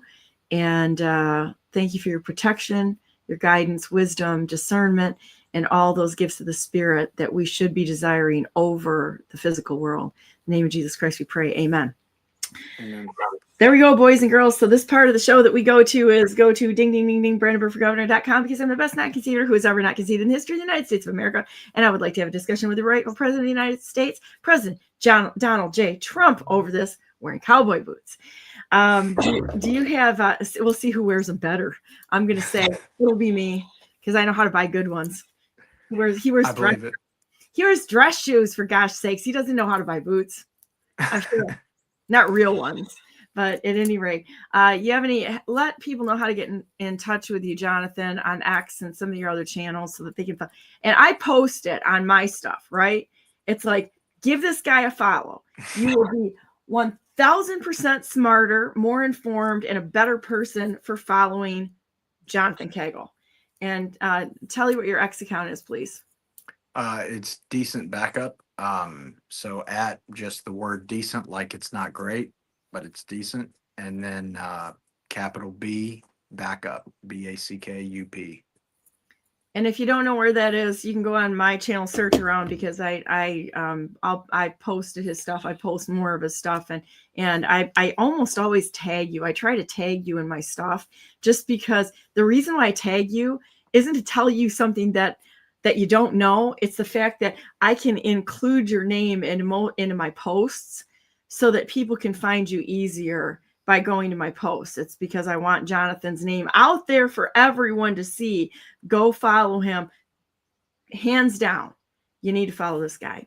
So there you go. Anyhow, well, let's finish her up here. God bless you all. God bless all those whom you love, and God bless America. Make it a great day. We can be out there and be the light in the darkness. We can be the calm in the storm. We can decide not to waver and to bring all those good things forward, where people actually have to confront it in a way that we conduct ourselves. It doesn't mean we're perfect. Nobody's perfect. The only one that was perfect was Jesus Christ, and he chose not to throw a stone. So we're out there doing our best. Grab somebody by the hand that's fallen, help them when they fall, because you're going to need it. I'm going to need it. Jonathan's going to need it, because we're not perfect. So we're here to help each other as brothers and sisters, and that's exactly what we're going to do. Have a great day. Tomorrow I'm on with, let's see, Off the Grid, and then Coach Dave is going to be on tomorrow. And so this guy is kind of fun. I like listening to him talking about the church has to step up, get off of its behind, stop pushing Gentile Jesus with a lamb on its feet, for gosh sakes. And, I'm kind of sick of this stuff, right? And say what needs to be said, do what needs to be done, and be a force for change. That's what we need to do. And I mean in the good direction, not the bad direction. So we'll see you tomorrow. Stay on the line, Jonathan.